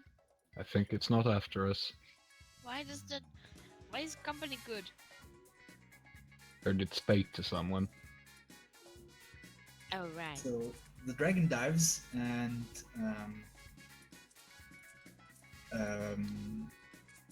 flies over you. You can spot that there is some sort of contraption on its back that looks like a harness, and there is a very lifeless looking skeleton of a human wearing a wizard hat and a staff that's just hanging off of it. That's not good. It's literally hanging, or is it like grabbing on for dear life? Or dear unlife in this case. No, it doesn't seem to be an animated skeleton, if that's what you're asking. How big was that flying suitcase, and what color? White. And judging from its size, it's of considerable age. Between old and ancient? Pretty much around ancient, actually. Yeah. Holy shite. And so it dives and flies over you and rises again, and you can hear it again, talking to what you believe is this corpse that is hanging from its saddle. And she says, "You see that? They didn't even flinch. What do they take me for? I'm going to show them." And she dives again. I'll try to hide away under our cart. Okay. I ready an action in case she spits the cold to just try and counter it with a firebolt. Just in case. I know I'm not gonna do shit for it, but it's an ancient fucking dragon. What am I gonna do? Anybody else?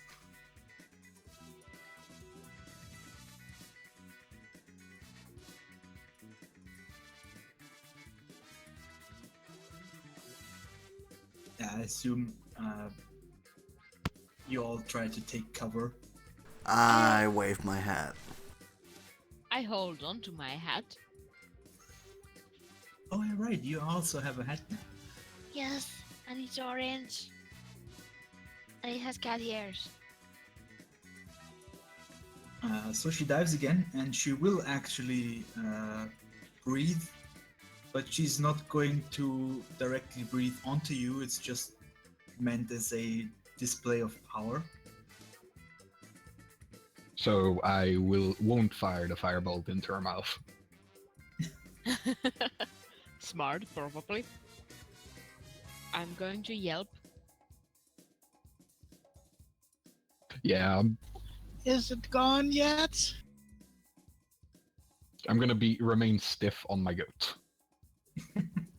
Like, Dane is probably quite afraid, but he's not.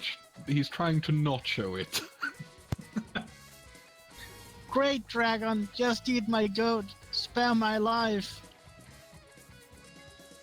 So as she basically strafes in front of you and breathing a large blast of just ice and coldness right in front of you, pretty much covering the whole area in icicles and the whole area in front of you. She notices that at least some of you, or actually most of you, are pretty much just tucking away and trying to hide. And then she says, you see that? That's more like it. Respect. People are gonna have respect for their elders. And she's apparently really in a conversation with a corpse on her back. Can I, like, as she swoops, cast Detect Magic? Sure.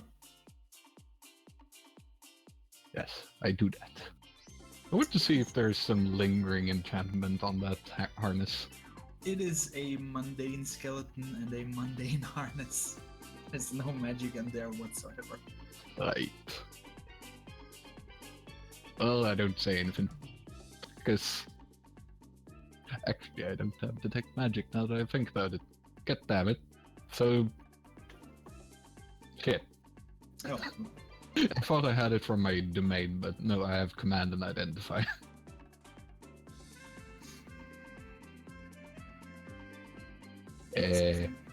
Then she takes off and just you hear in the distance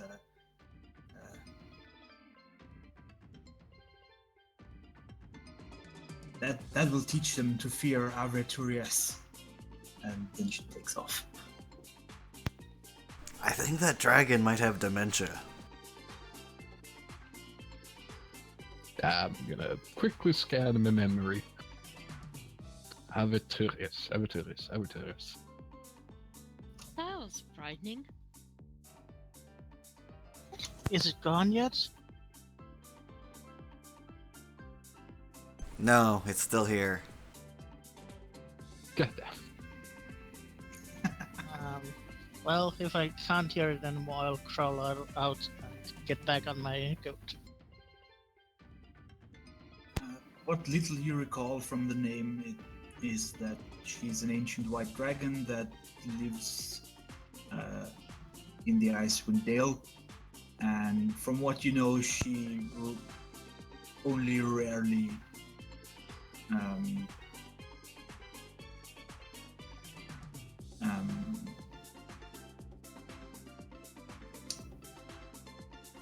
Goes out.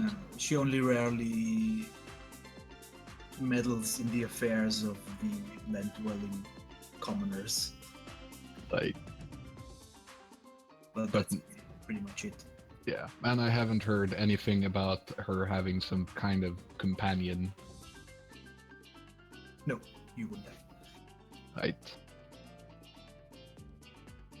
So after a few moments, Dane like shakes himself and it's probably some ice crystals falling off his mantle. Ugh. Okay.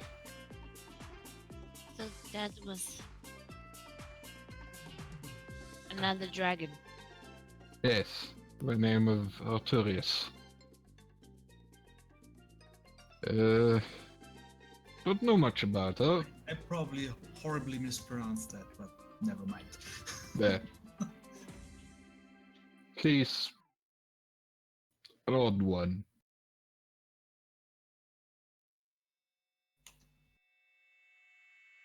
Oh, how come?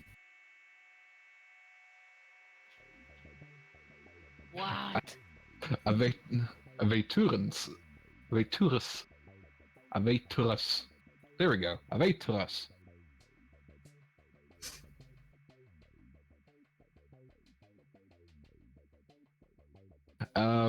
She Well- looks terrifying. Well, all ancient dragons are. She's odd since, well, I don't think I've ever heard of a white speaking to someone. Oh, it was speaking. Yeah, I couldn't understand what it was trying to say. It was talking to the skeleton on its back that was quite obviously dead. Well, that's usually what undeads are. Sure, it wasn't like a leech or something. No, it was not animated. Just seems stuck to the cell. That doesn't sound right. No, it doesn't. But let's just count the lucky stars and get a move on before she returns. Yeah, let's get out of here.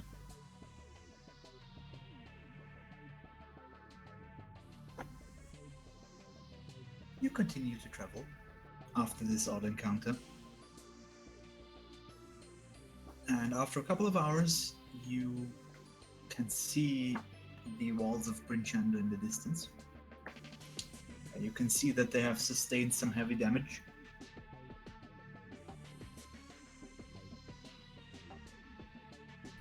Well, I guess we will approach the city. As you approach the south gate, you can see a couple of people standing watch and a couple of people taking stock of the damages and repairs, and make some repairs to the walls and to the structures within.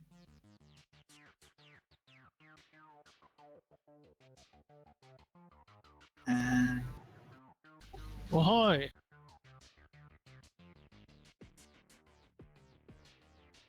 a red-haired dwarven woman stands at the gate, and who apparently is some sort of official guards person. And she greets you and asks you what brings you to Brinchender in these troubling times. Well, we just visited Huntlestone, and we bring materials to Beldora, apparently to rebuild this city, or at least to help. Any help is welcome. To Beldora, you say? Interesting. Yeah, I think that was her name. We met with a gnome in Huntletown, a Hundle God or whatever it was called. Okay. Sounds interesting, but any help is welcome, so please come in.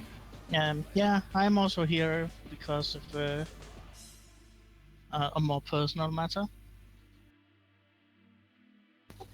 I don't know if you know someone who is the son of someone called Simba. Her eyes. She closes her. Her eyes go. She squints a bit. That's the word. And she says, "Simba, you say?" Yeah.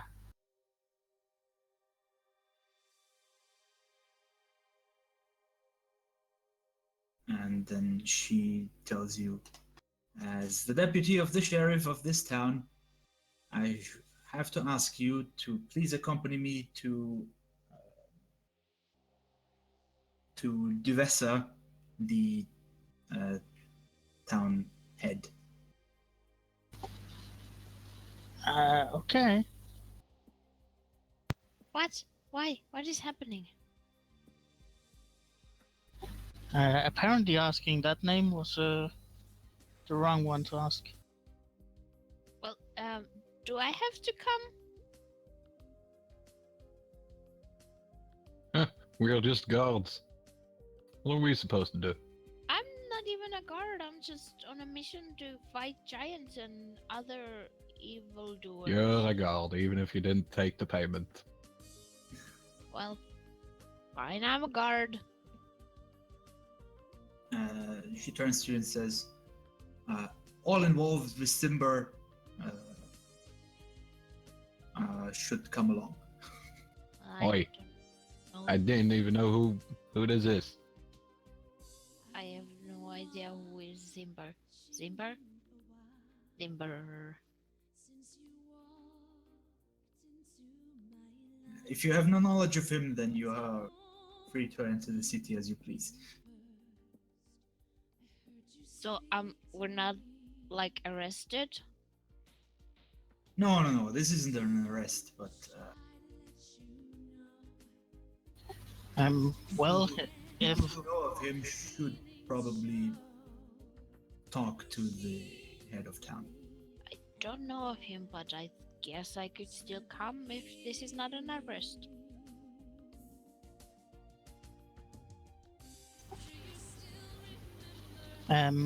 well, I would suggest that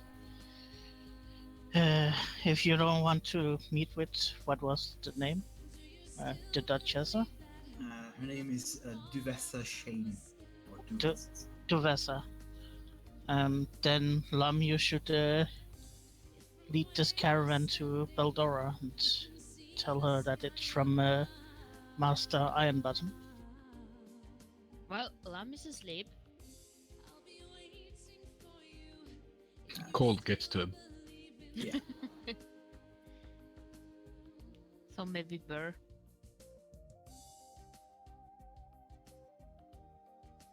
Yeah, since he's the other Harper. Oh, come on, you big squeaky toy.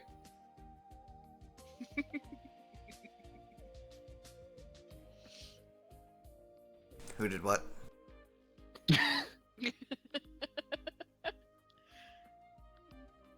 You're bringing the card to the Bell version.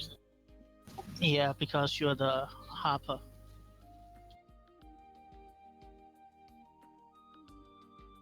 I Don't ride worry, the you cart directly into the shop.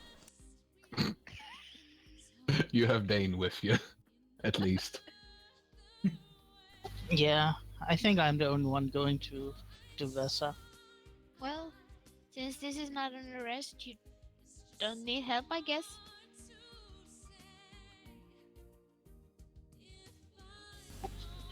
Yeah, I'll meet the rest of you at Beldora.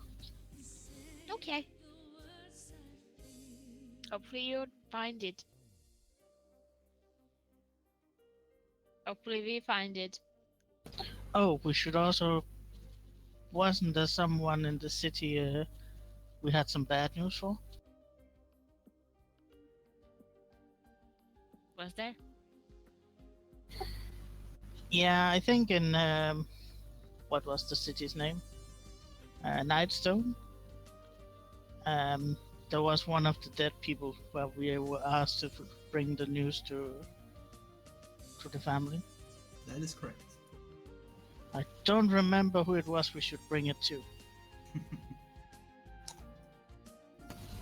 Actually, that has been a while ago, so I have to look it up myself.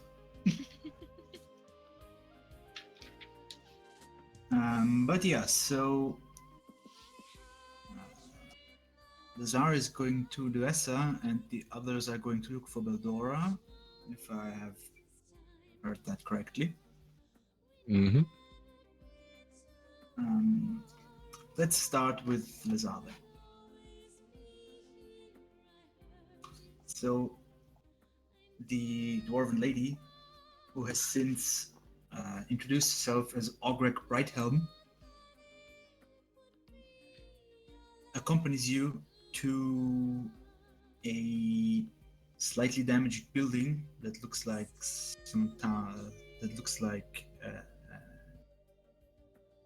a town hall of some sort. And she brings you into a room that is decorated like an office, very modest though, and a woman sits in it, who is Duvessa, and she asks for the meaning of this intrusion, to which Ogrex says, this one here came into the town asking for a Simber. I am finally back. Welcome back. Her eyes grow large and says, you know of Simber? Come here. Where have you heard this name? Know of him? No, not exactly. I just know that Simber has a son. It's mentioned in a letter that I carry with me. Yes, or had. Oh, You see, when the Frost Giants came nearly a week ago, they were also asking for a man called Simba. They seem to believe that he lived here. And one of the acolytes in the House of the Triad came forward and said that he was actually his son. Apparently the giants were looking for some kind of artifact that he has. And when he told them that he doesn't have it, they unleashed boulders onto the city. that sounds terrible. One of them smashed poor Sirac. That was his name.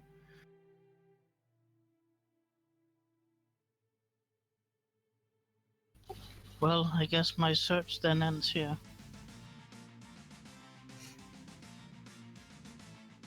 How did you know him? Exactly. Well, my father died and left me some notes. And as I became an adult and read those notes, I noticed that he mentioned that someone named Simba has a son, and this son would be living in Bryn Shandar. So I decided to go on a journey to learn more about this.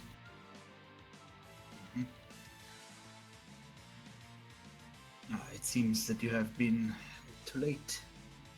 However, if you want, his remains are still being prepared to be sent off. Well, I guess I would like to see him at least once.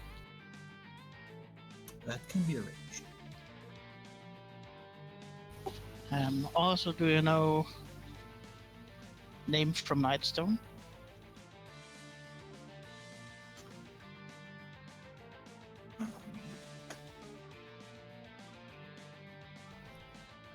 And this is where I have to look really close. Yeah, I seem to remember something about Sheriff, but yeah.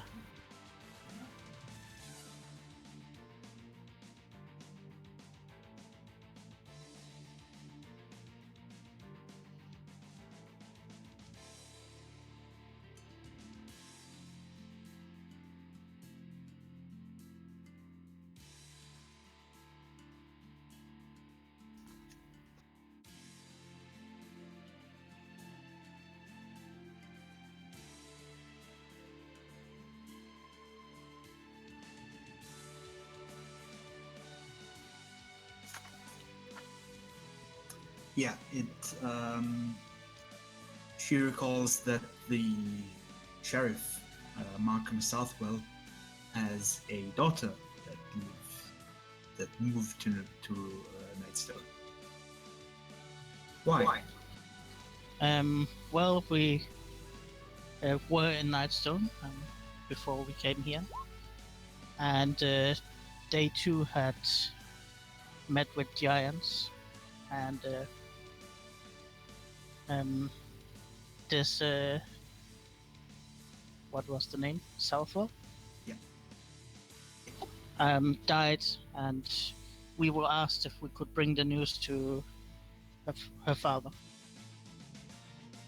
That is honorable of you. You can find the sheriff in his office. Thank you. Also, I think it should please you to know that we have been bringing supplies from Hundledale? Hundlestone? Whatever it was called. I forgot. Hundlestone. From Master Ironbottom. These supplies have been brought to Beldora. She scratches her head and says, I'm sure she will know what to do with this. And any supplies to help us are very welcome. Well, then I guess I won't take up any more of your time unless you have other needs. No, I have to tend to the town now. But thank you for the news, and I'm sorry that you didn't meet Sirak. You should ask in the House of the Triad if you want to see him. I will do that.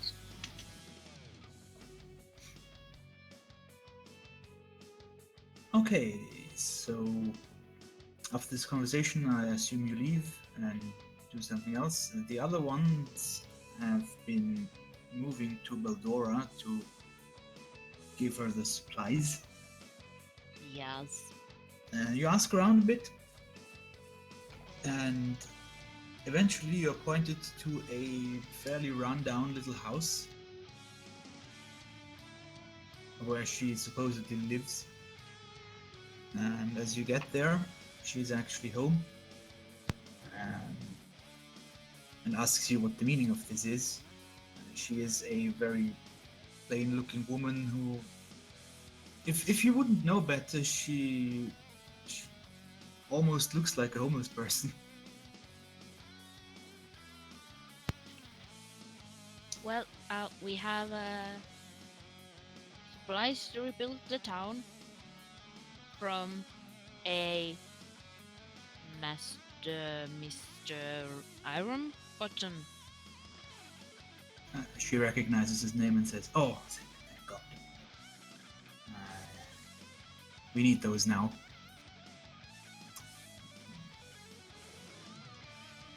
And she immediately helps you unload the supplies that you were given and looks through them. Most of them are, most of it is building materials, raw ingots of metal, and similar things. And after a while of rummaging through them, she looks up and says, "All right, I suppose I should recompense you for your troubles." And she takes one of the iron ingots and gives them to you. Oh, I don't think if we need this. I mean, Make a perception check, please. am I the only one here? Anybody who is with the Because Beldora. even if it's shiny, I'm still gonna say that we don't need it. Fine.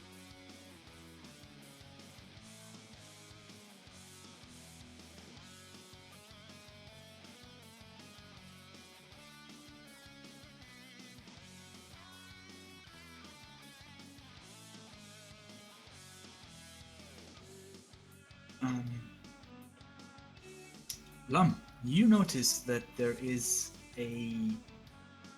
something off with this iron ingot. There seems to be a faint tracing of a rune on it. Do you speak giant? I do. Yes, there is a giant rune on it that says shield.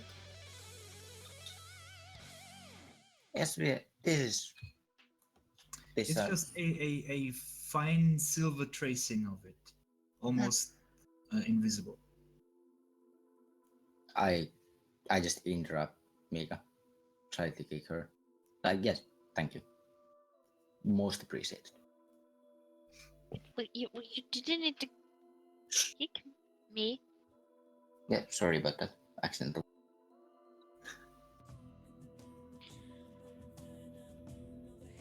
Cats were agile.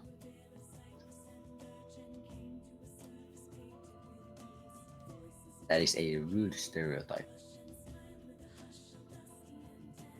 Well, The fact that I have 14 dexterity does not make it any less of a stereotype, though. well, now I know that it's not true. Cats are I have, clumsy. yes, I have seen some very, very. I think it was is it inagile or unagile cats.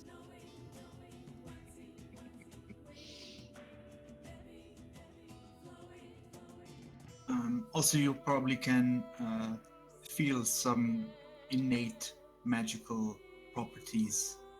This is not no ordinary bar virus.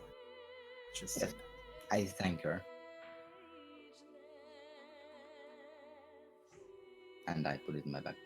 Is there anything else we can do?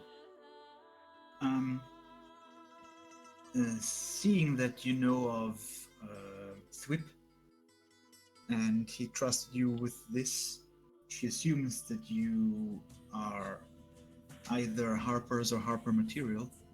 So she says, look, these giants have been ravaging this land now for a good time, and there seems to be something happening. And maybe it would be wise to acquire some sort of means of traveling long distances in a short time. So I will put in a good word for you. I will put in a good word for you with our people in Silvery Moon, so they may grant you access to their teleportation circles. Oh, thank you. That'll be. Because you seem competent.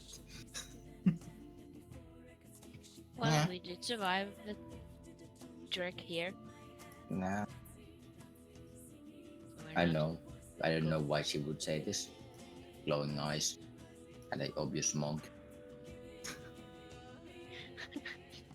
And a teddy bear wrapped in a pink spotted fur coat. We are completely ignoring this. This is one of those things that you like. You know yourself, but you don't put in your CP.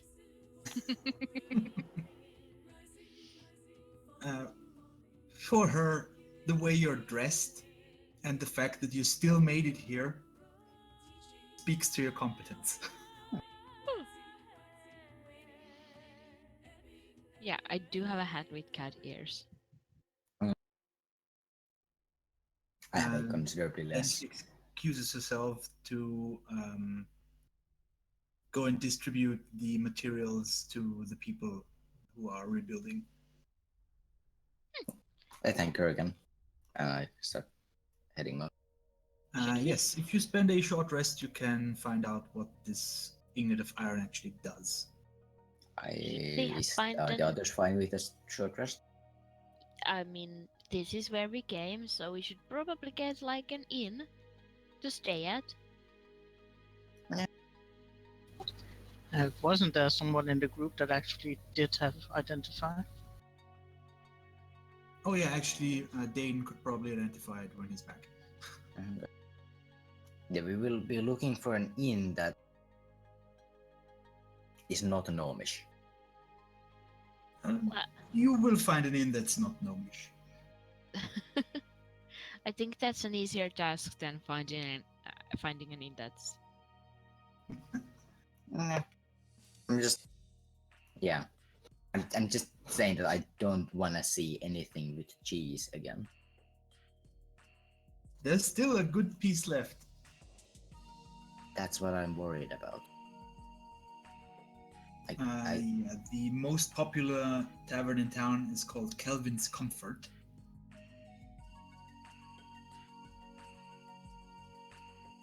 and it is run by a shield dwarf.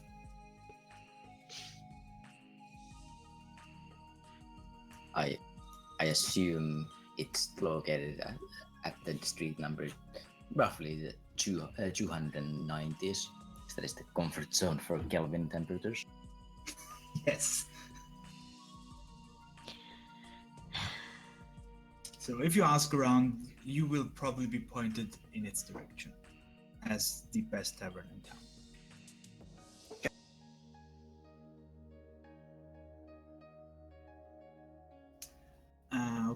Okay, so I assume you are all going to the tavern.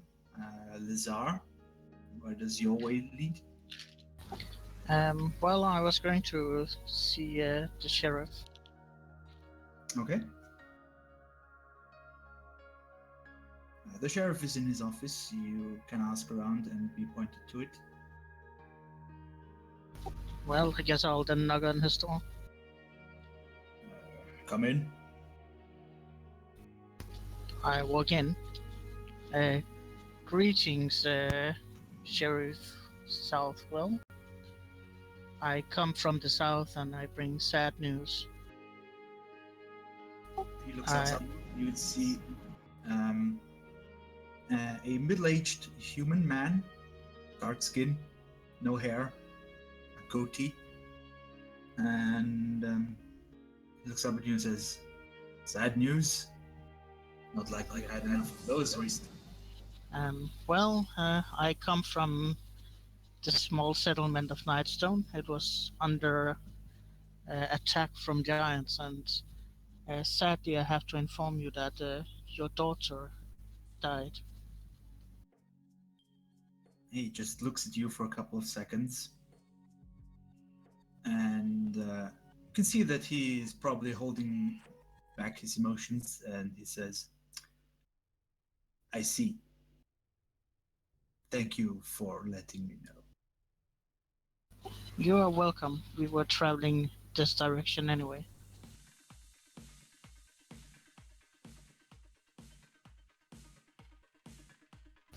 We have made a few giants on our path. Regret that they ever, stepped in our way, but sadly it was too late for us to save her. I won't say that I'm not glad to hear that.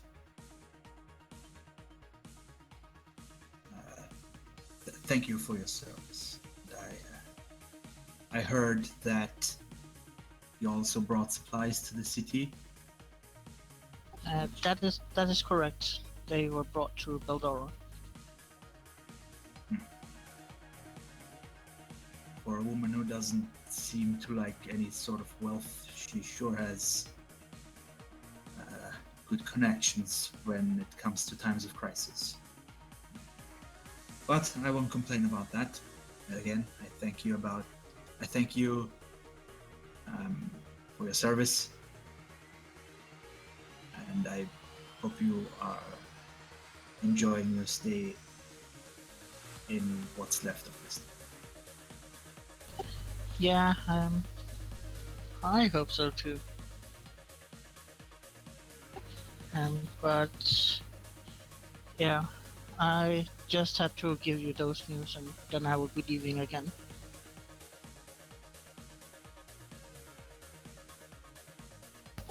And yeah, then I guess I'll leave his office and go towards the, what was it? The Triad? Yes, the House of the Triad, which is the temple of the town. Is it ran by Chinese criminals? Oh, it is known as the House of the Triad because there are 3 gods worshipped there. Aurel is one of them. It's not it. It's not Aurel?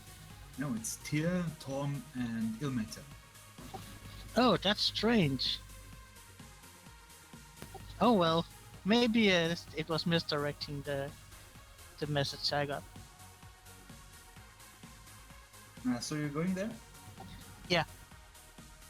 There are a couple of acolytes in there, and as you enter, you can see that they are tending to wounded people and generally are working pretty hard to ease the suffering of those who have been either whose family has been, whose family members have been killed, or who have been injured themselves. And one priest who is wearing a holy symbol of Ilmater comes to you and says, "Greetings. What can we do for you today? How can we read your suffering?" Greetings, Father. I have come here to look at one of the deceased. Oh, you are one of those who lost somebody. That's sad. No, but I was familiar with his name, so I was sent here by Devesa. Oh, okay. Who are you looking for? I am looking for Sirak, son of Simba. Friend of Sirak. Terrible what's happened to him. We have his remains here, yes. If you want to say your last goodbyes. Yes, thank you, Father. And he leads you to a small back room where the remains of the person have been arranged and probably magically been magically preserved. Yeah. He leads you in there and says, I shall leave you to your grief. Thank you. Also, before we go in, I will make sure to put down 8 platinum coins into that shirt covers. Okay. He will greatly appreciate your donation. It was the least I could do in these times of trouble. He brings you to what apparently has been his room, where they have left his remains for now, until they can properly give him a proper burial. It's a very plain room. He's wearing clothing, or the clothing he wore, and his room is virtually untouched. Well, I guess it's time for me to search through the room and look through his body to see if I can find any clues. Okay.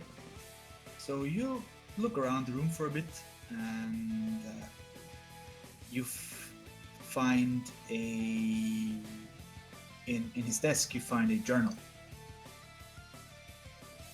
and you flick through it a bit, and the last entry catches your interest.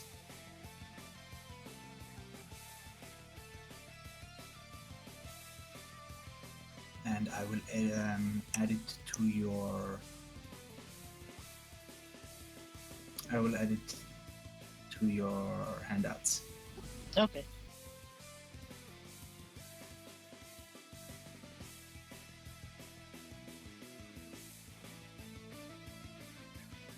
It should be there now. Okay, so the others are going to the tavern, I assume, and is Lum going to show the iron ingot that he got to Dane? Yes. Or will he try to do it himself? Now, hand it over to Dane. What was it? And the old lady gave it to us. It says shield in giant. Huh. As he hands you a seemingly ordinary iron ingot, and as you look closer at it, it actually does have the giant rune for shield very faintly inscribed on it with a light silver glow. take out my Warhammer, because it's also a tool. Gonna tap it a few times, check its consistency, how good its make is, that kind of stuff. It is remarkably sturdy. Your Warhammer doesn't even leave a dent. But I wasn't tapping it that hard. Okay, well, it sounds like ordinary metal. If you were tapping it that hard, it wouldn't have left the blade. Well, this is good, Mike. What's so special about it? I don't know. Well, let's see. I hold it up, and my eyes flash, and I cast Identify.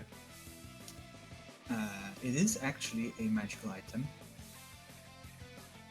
And where is it?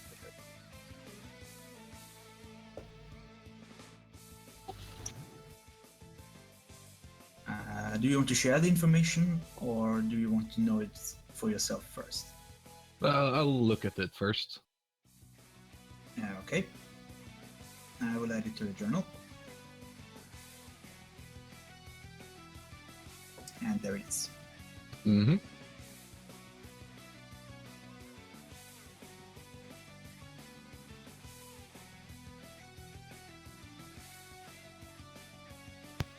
I'm just eating biscuits.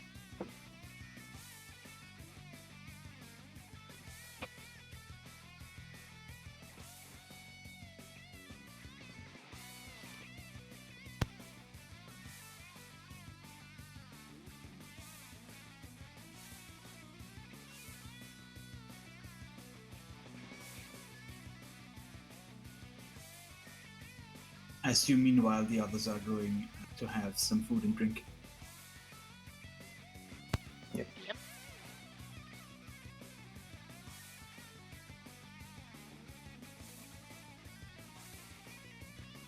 Right. So after a few moments, Dane puts the ingot down in front of him and looks at Lum.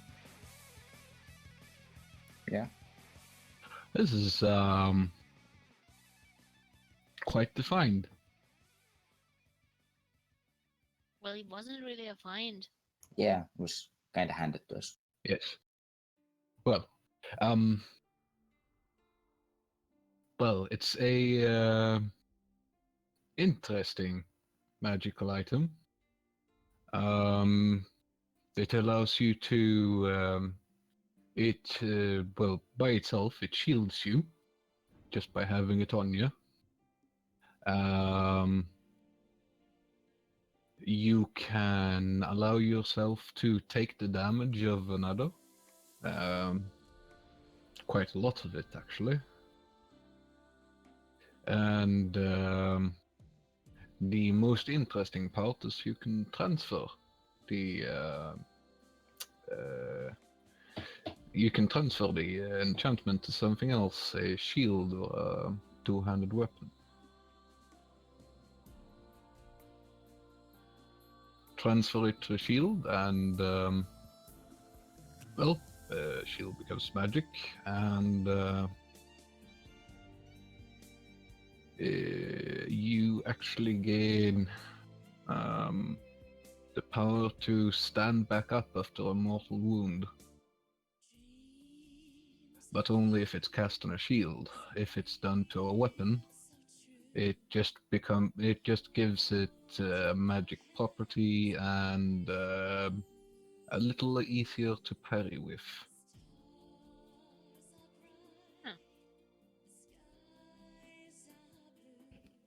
Yeah, you can show the show the rest what it does now. I just want to do it in character for funsies.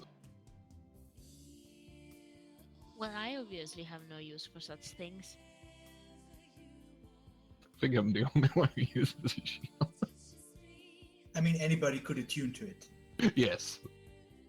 But if you were to transfer it, you would be the only one to use it as a shield. Yep.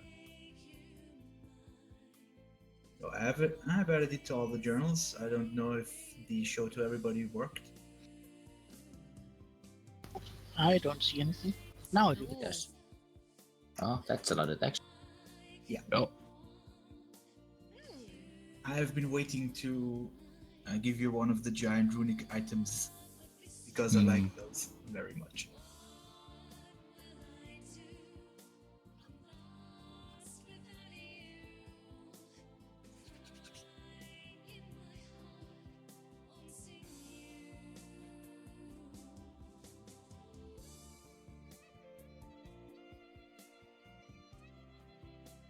It's real fancy.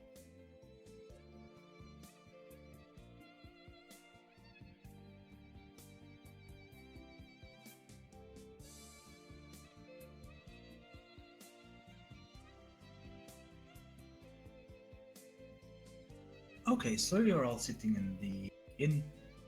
And maybe Lazar will join you sooner or later. Well, I guess I'll go to Beldora because I don't think we agreed to meet in the. Oh, okay. Nope. You will be pointed to Beldora's house, and she's busy distributing the materials that you brought. I see that my companions arrived and gave it to you. I can see they are not here. Do you know where they went? I don't really know, to be honest, but I think there was talk of a tavern. Do you know the tavern nearest here? Or the best quality tavern? If they went for quality, they went to Calvin's Comfort. Is that also the closest? It's not necessarily the closest, but the most the most frequented, because it is the best. Yeah, well, the question is, if Sir Burr leads, he'll probably just go to the closest. If others lead, they'll probably go to the one with the most comfort. But It I- was just like the large cat folk was in charge. that's good. Then I guess I'll go to, what did you call it, Kelvin's? Calvin's Comfort.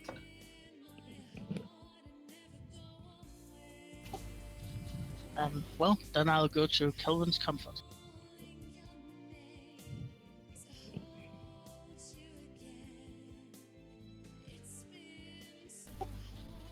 I assume I meet the rest there. Yeah, they're there. And they're probably currently playing around with a strange, or with a seemingly ordinary ingot of iron.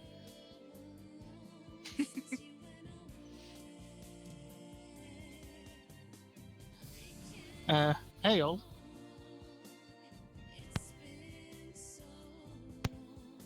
Hello. oh,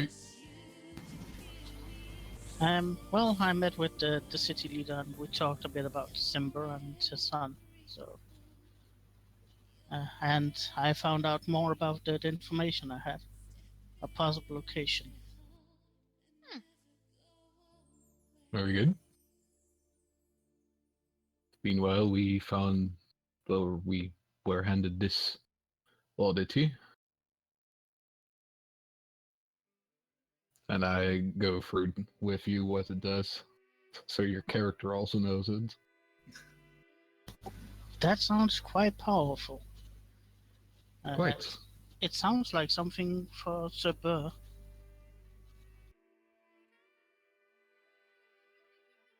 Might At be. least, unless you bind it to something.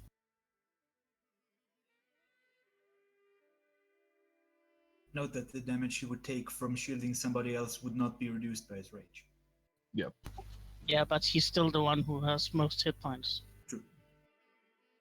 And he's the one who has low AC, so every single thing helps.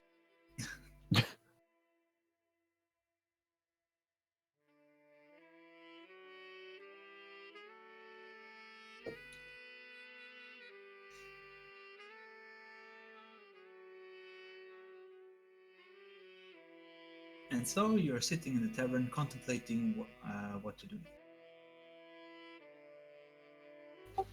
Yeah, I would like to see if I could find maybe a cartographer or some sage. Okay.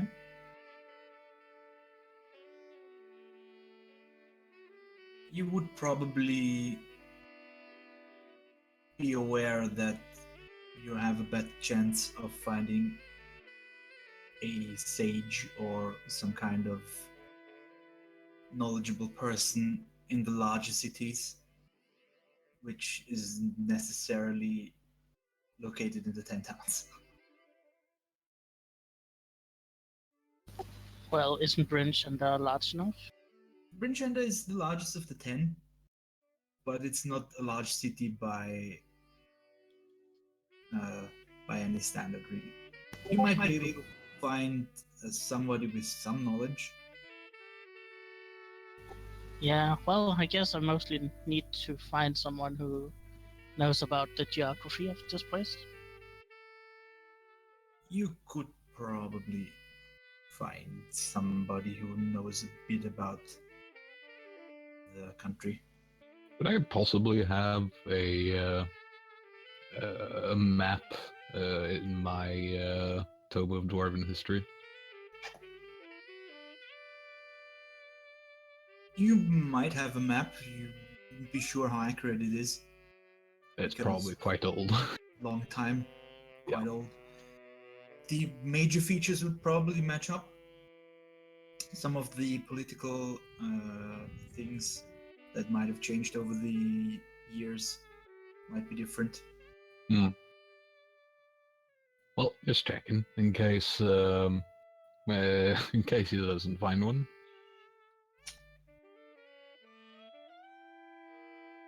Let's see.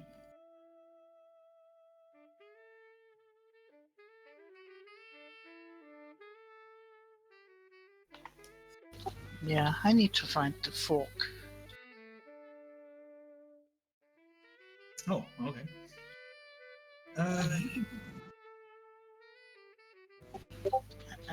then I kind of need to find a map where I can match those rivers.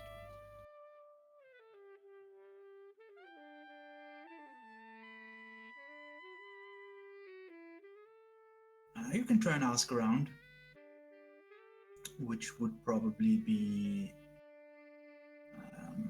an investigation.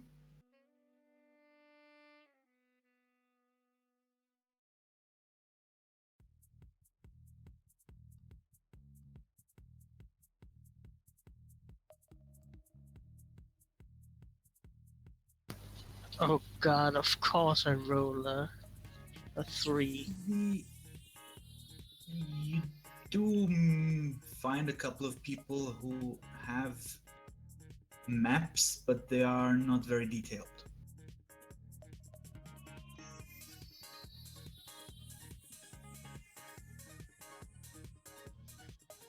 Like, for example, you know for sure that you have crossed a small river before you came to the mountains that's just not there. Something like that. Okay. I mean, the main features are there, but the detail is very lacking. Well, that's not good. But I guess if the rest of you are up for it, we could be going to another city, going to the Desert River, maybe.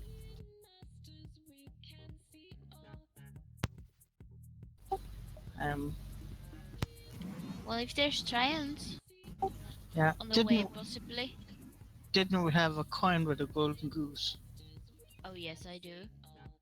What about it? I might actually have some information. There's a gambling place called the Golden Goose. It's a riverboat traveling along the Desert River. That does sound like a place where they would use coins with golden geese. Oh, I actually had missed one of the clues. And well, uh, there seems to be some treasure hidden somewhere in the high forest, and there's clues to find it. Oh. Well, I have no interest in treasure. What about adventuring? Well, I only have interest in making this giant stop. Thought it was your pilgrimage. My pilgrimage is stopping this giant. Well, you know, a bit of side venture here. Well, I guess I can just go take the giant's head on. Also, we don't know if the giants are that far in country. They might be. Well, if they are, we definitely need to stop them I agree. and kick their asses and send them. Where do giants go when they die? Ah, good question. 6 feet underground. Who has the time to dig a hole that big? Giants. They have literally gigantic shovels. Excellent. That's the one it will be. You probably have some idea what giants believe. Yeah. Something involving the All-Father. Yeah. Some great old man in a beard. That's about as much as I know. Oh. They go into an old man? Something about an all-father.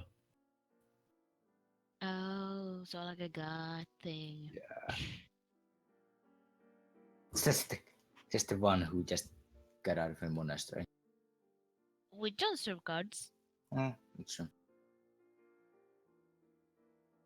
We serve our... Ideals training and what is it? Discipline? Yes. And Right.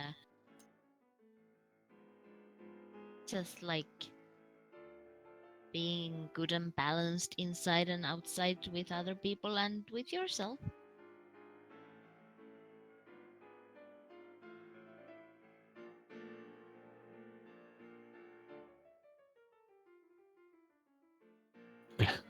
Dane's looking like he's trying to wrap his head around that philosophy. The Deseret River. Was that in Neverwinter or Luskan? Neither. Waterdeep? It is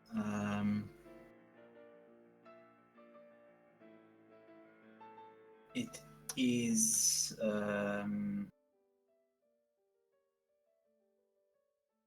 the one, yeah, that ends at Waterdeep.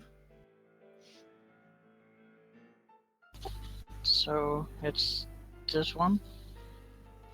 Yeah, the one going up there. the one going all the way from south to north. Pretty Or much. north to south. Yeah.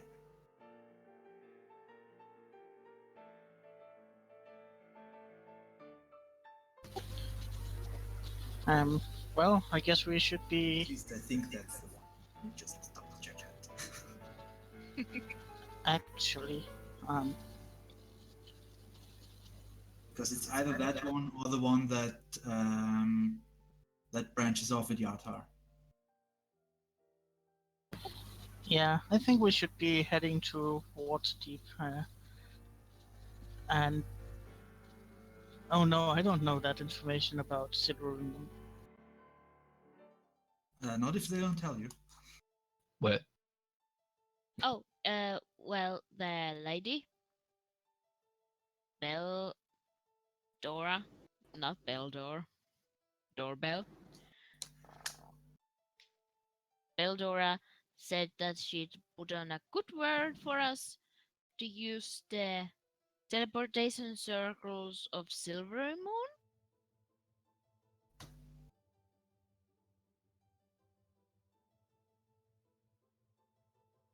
I don't know anything else about that.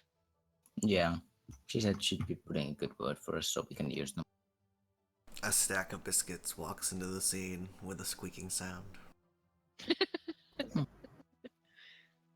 I'm gonna take one of the biscuits. So, well, are you up for an adventure towards Waterdeep and then from Waterdeep to Silver Moon? Well, there is a lot of giants between here and Waterdeep. Also, quite a lot of weeks of travel.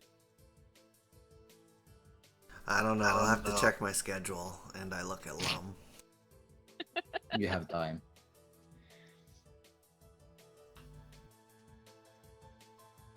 Speaking of, I like grab Sir Burr, like hold him up.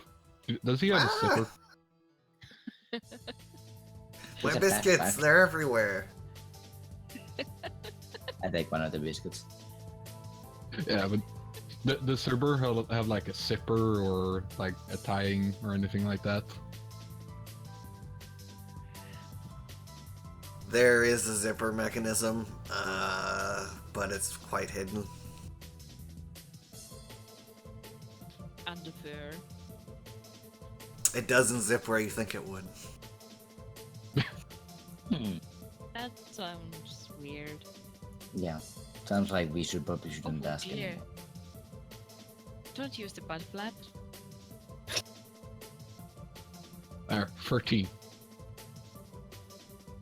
For what? I'm sorry. He's trying to Hmm? find my zipper, and my zipper is along my inseam.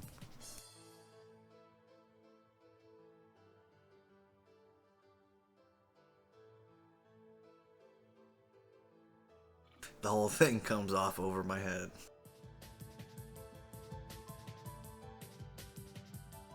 Well, I'm gonna guess that there's some tear in it from all the fighting and whatnot. Oh well, there's the quite obvious butt flap. I look for a tear. Some decency. And when I find one, I shove the ingot into it. There you go. That is very cold. It'll warm up. You are buying me dinner now. I slam down the nail in front of him.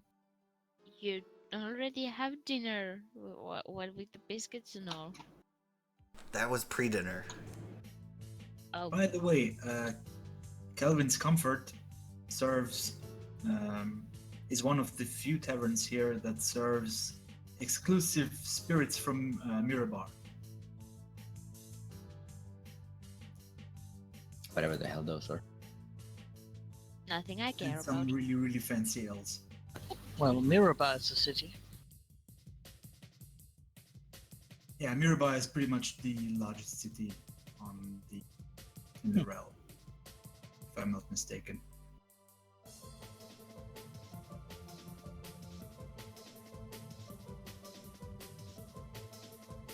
It's still not super interesting to me. Hmm. Well, I guess we should rest for the night here, and then tomorrow start the journey towards Waterdeep and kill the giants along the way. Go back the way we came. Pretty much. Yeah, Okay. At least we'll get at it. It's bleeding cold. It is pretty cold in here. So you take a rest and prepare for the journey back. Mhm. Probably buy more rations, which consist of almost exclusively the only export that the 10 towns have, which is knucklehead trout, Oh god. Well, at least there's no cheese in and it. possibly a bit Yeah, of but- dried meat. Yeah, but we happen to still have some cheese with us. Yeah, but it's optional. Yeah, this is true. Didn't Burr give the last of the cheese to the gnome tavern keep? Yeah, I think so. I Oh. gave her the cheese, and apparently she ended up giving me some back because that's what the DM said. Oh, I must have missed that. But yeah, he probably didn't take all of it because it still was a large amount. At least for no. Yeah, I don't think the fish would take all of the cheese that we still had. And I don't think I'm gonna be eating any fish, so the cheese is all mine. Um, well, I guess they might have goats here, so they might actually have some goat cheese. Oh we yeah. can buy. Well, technically we have goats. Yeah, but we You don't don't have the want their time to milk, make though. cheese. And I mean, also, I think 4 of them are male. Yeah, they will have goat's cheese and reindeer jerky probably also. Yeah, I'm sadly missing my chicken horse.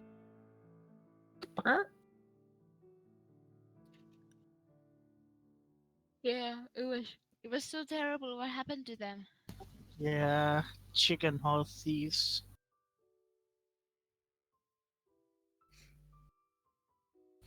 Oh, by the way, I spoke to the sheriff, told him about his daughter who died in Nightstone. Ah. He was, Upset. Probably. of course, sad. Most people are. I did, however, tell him that we did bring some justice as we got rid of some of the giants. Well, Maybe not in Nightstone, but along the way. we haven't exactly met the giants who did that, so No, but we met others. I'm not sure that's how justice works, but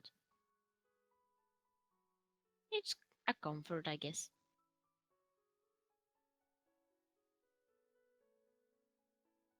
So I will assume you will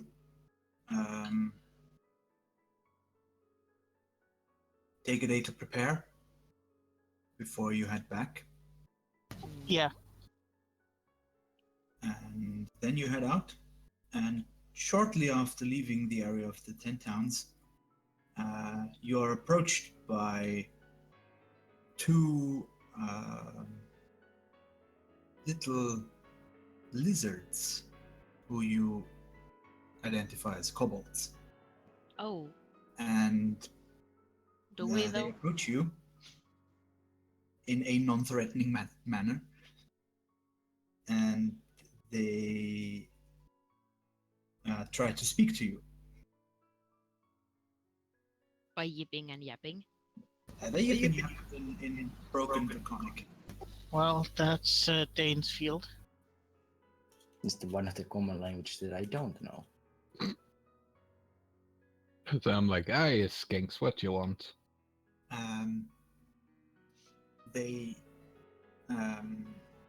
after they ascertain that you matched the description that they've been given, they say, Master sent us. Master says you should come with us. Master has proposition for you. Who's your master?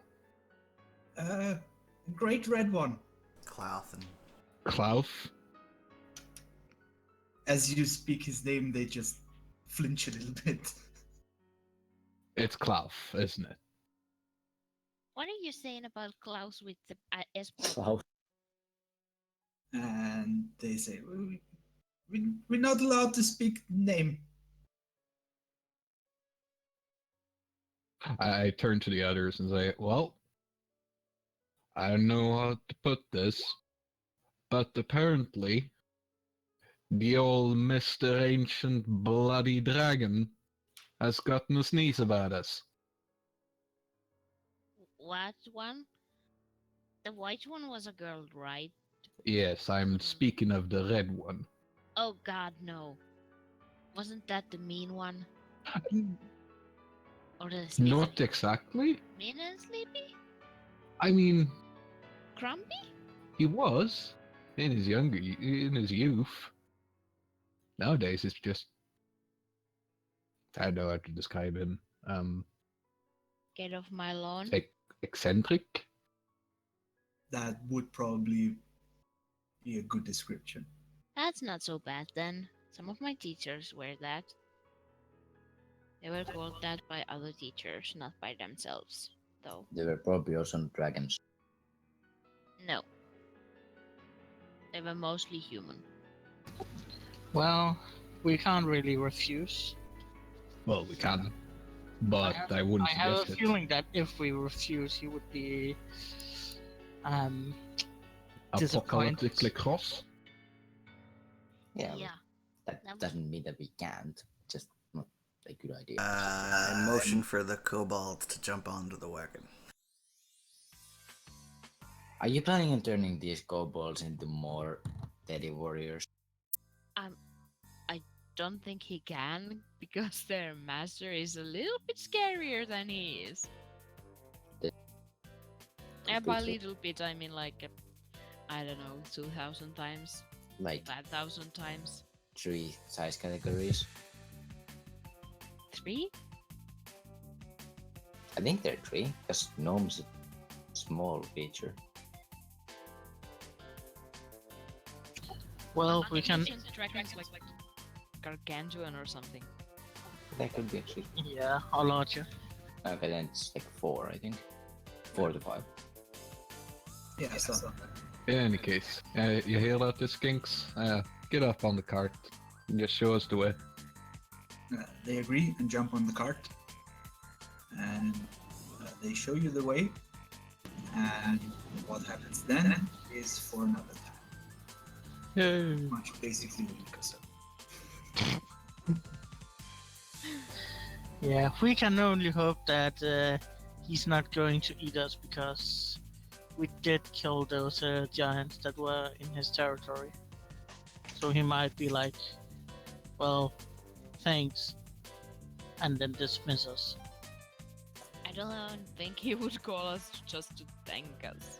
He probably wants something. Yeah. Yeah. He probably wants us to go hunt more giants. Well, Dane will pretty much just say, well, don't make sudden moves, be courteous, don't use magic, and Yes, Well. sir, no, sir. yeah. I think let me do the speaking.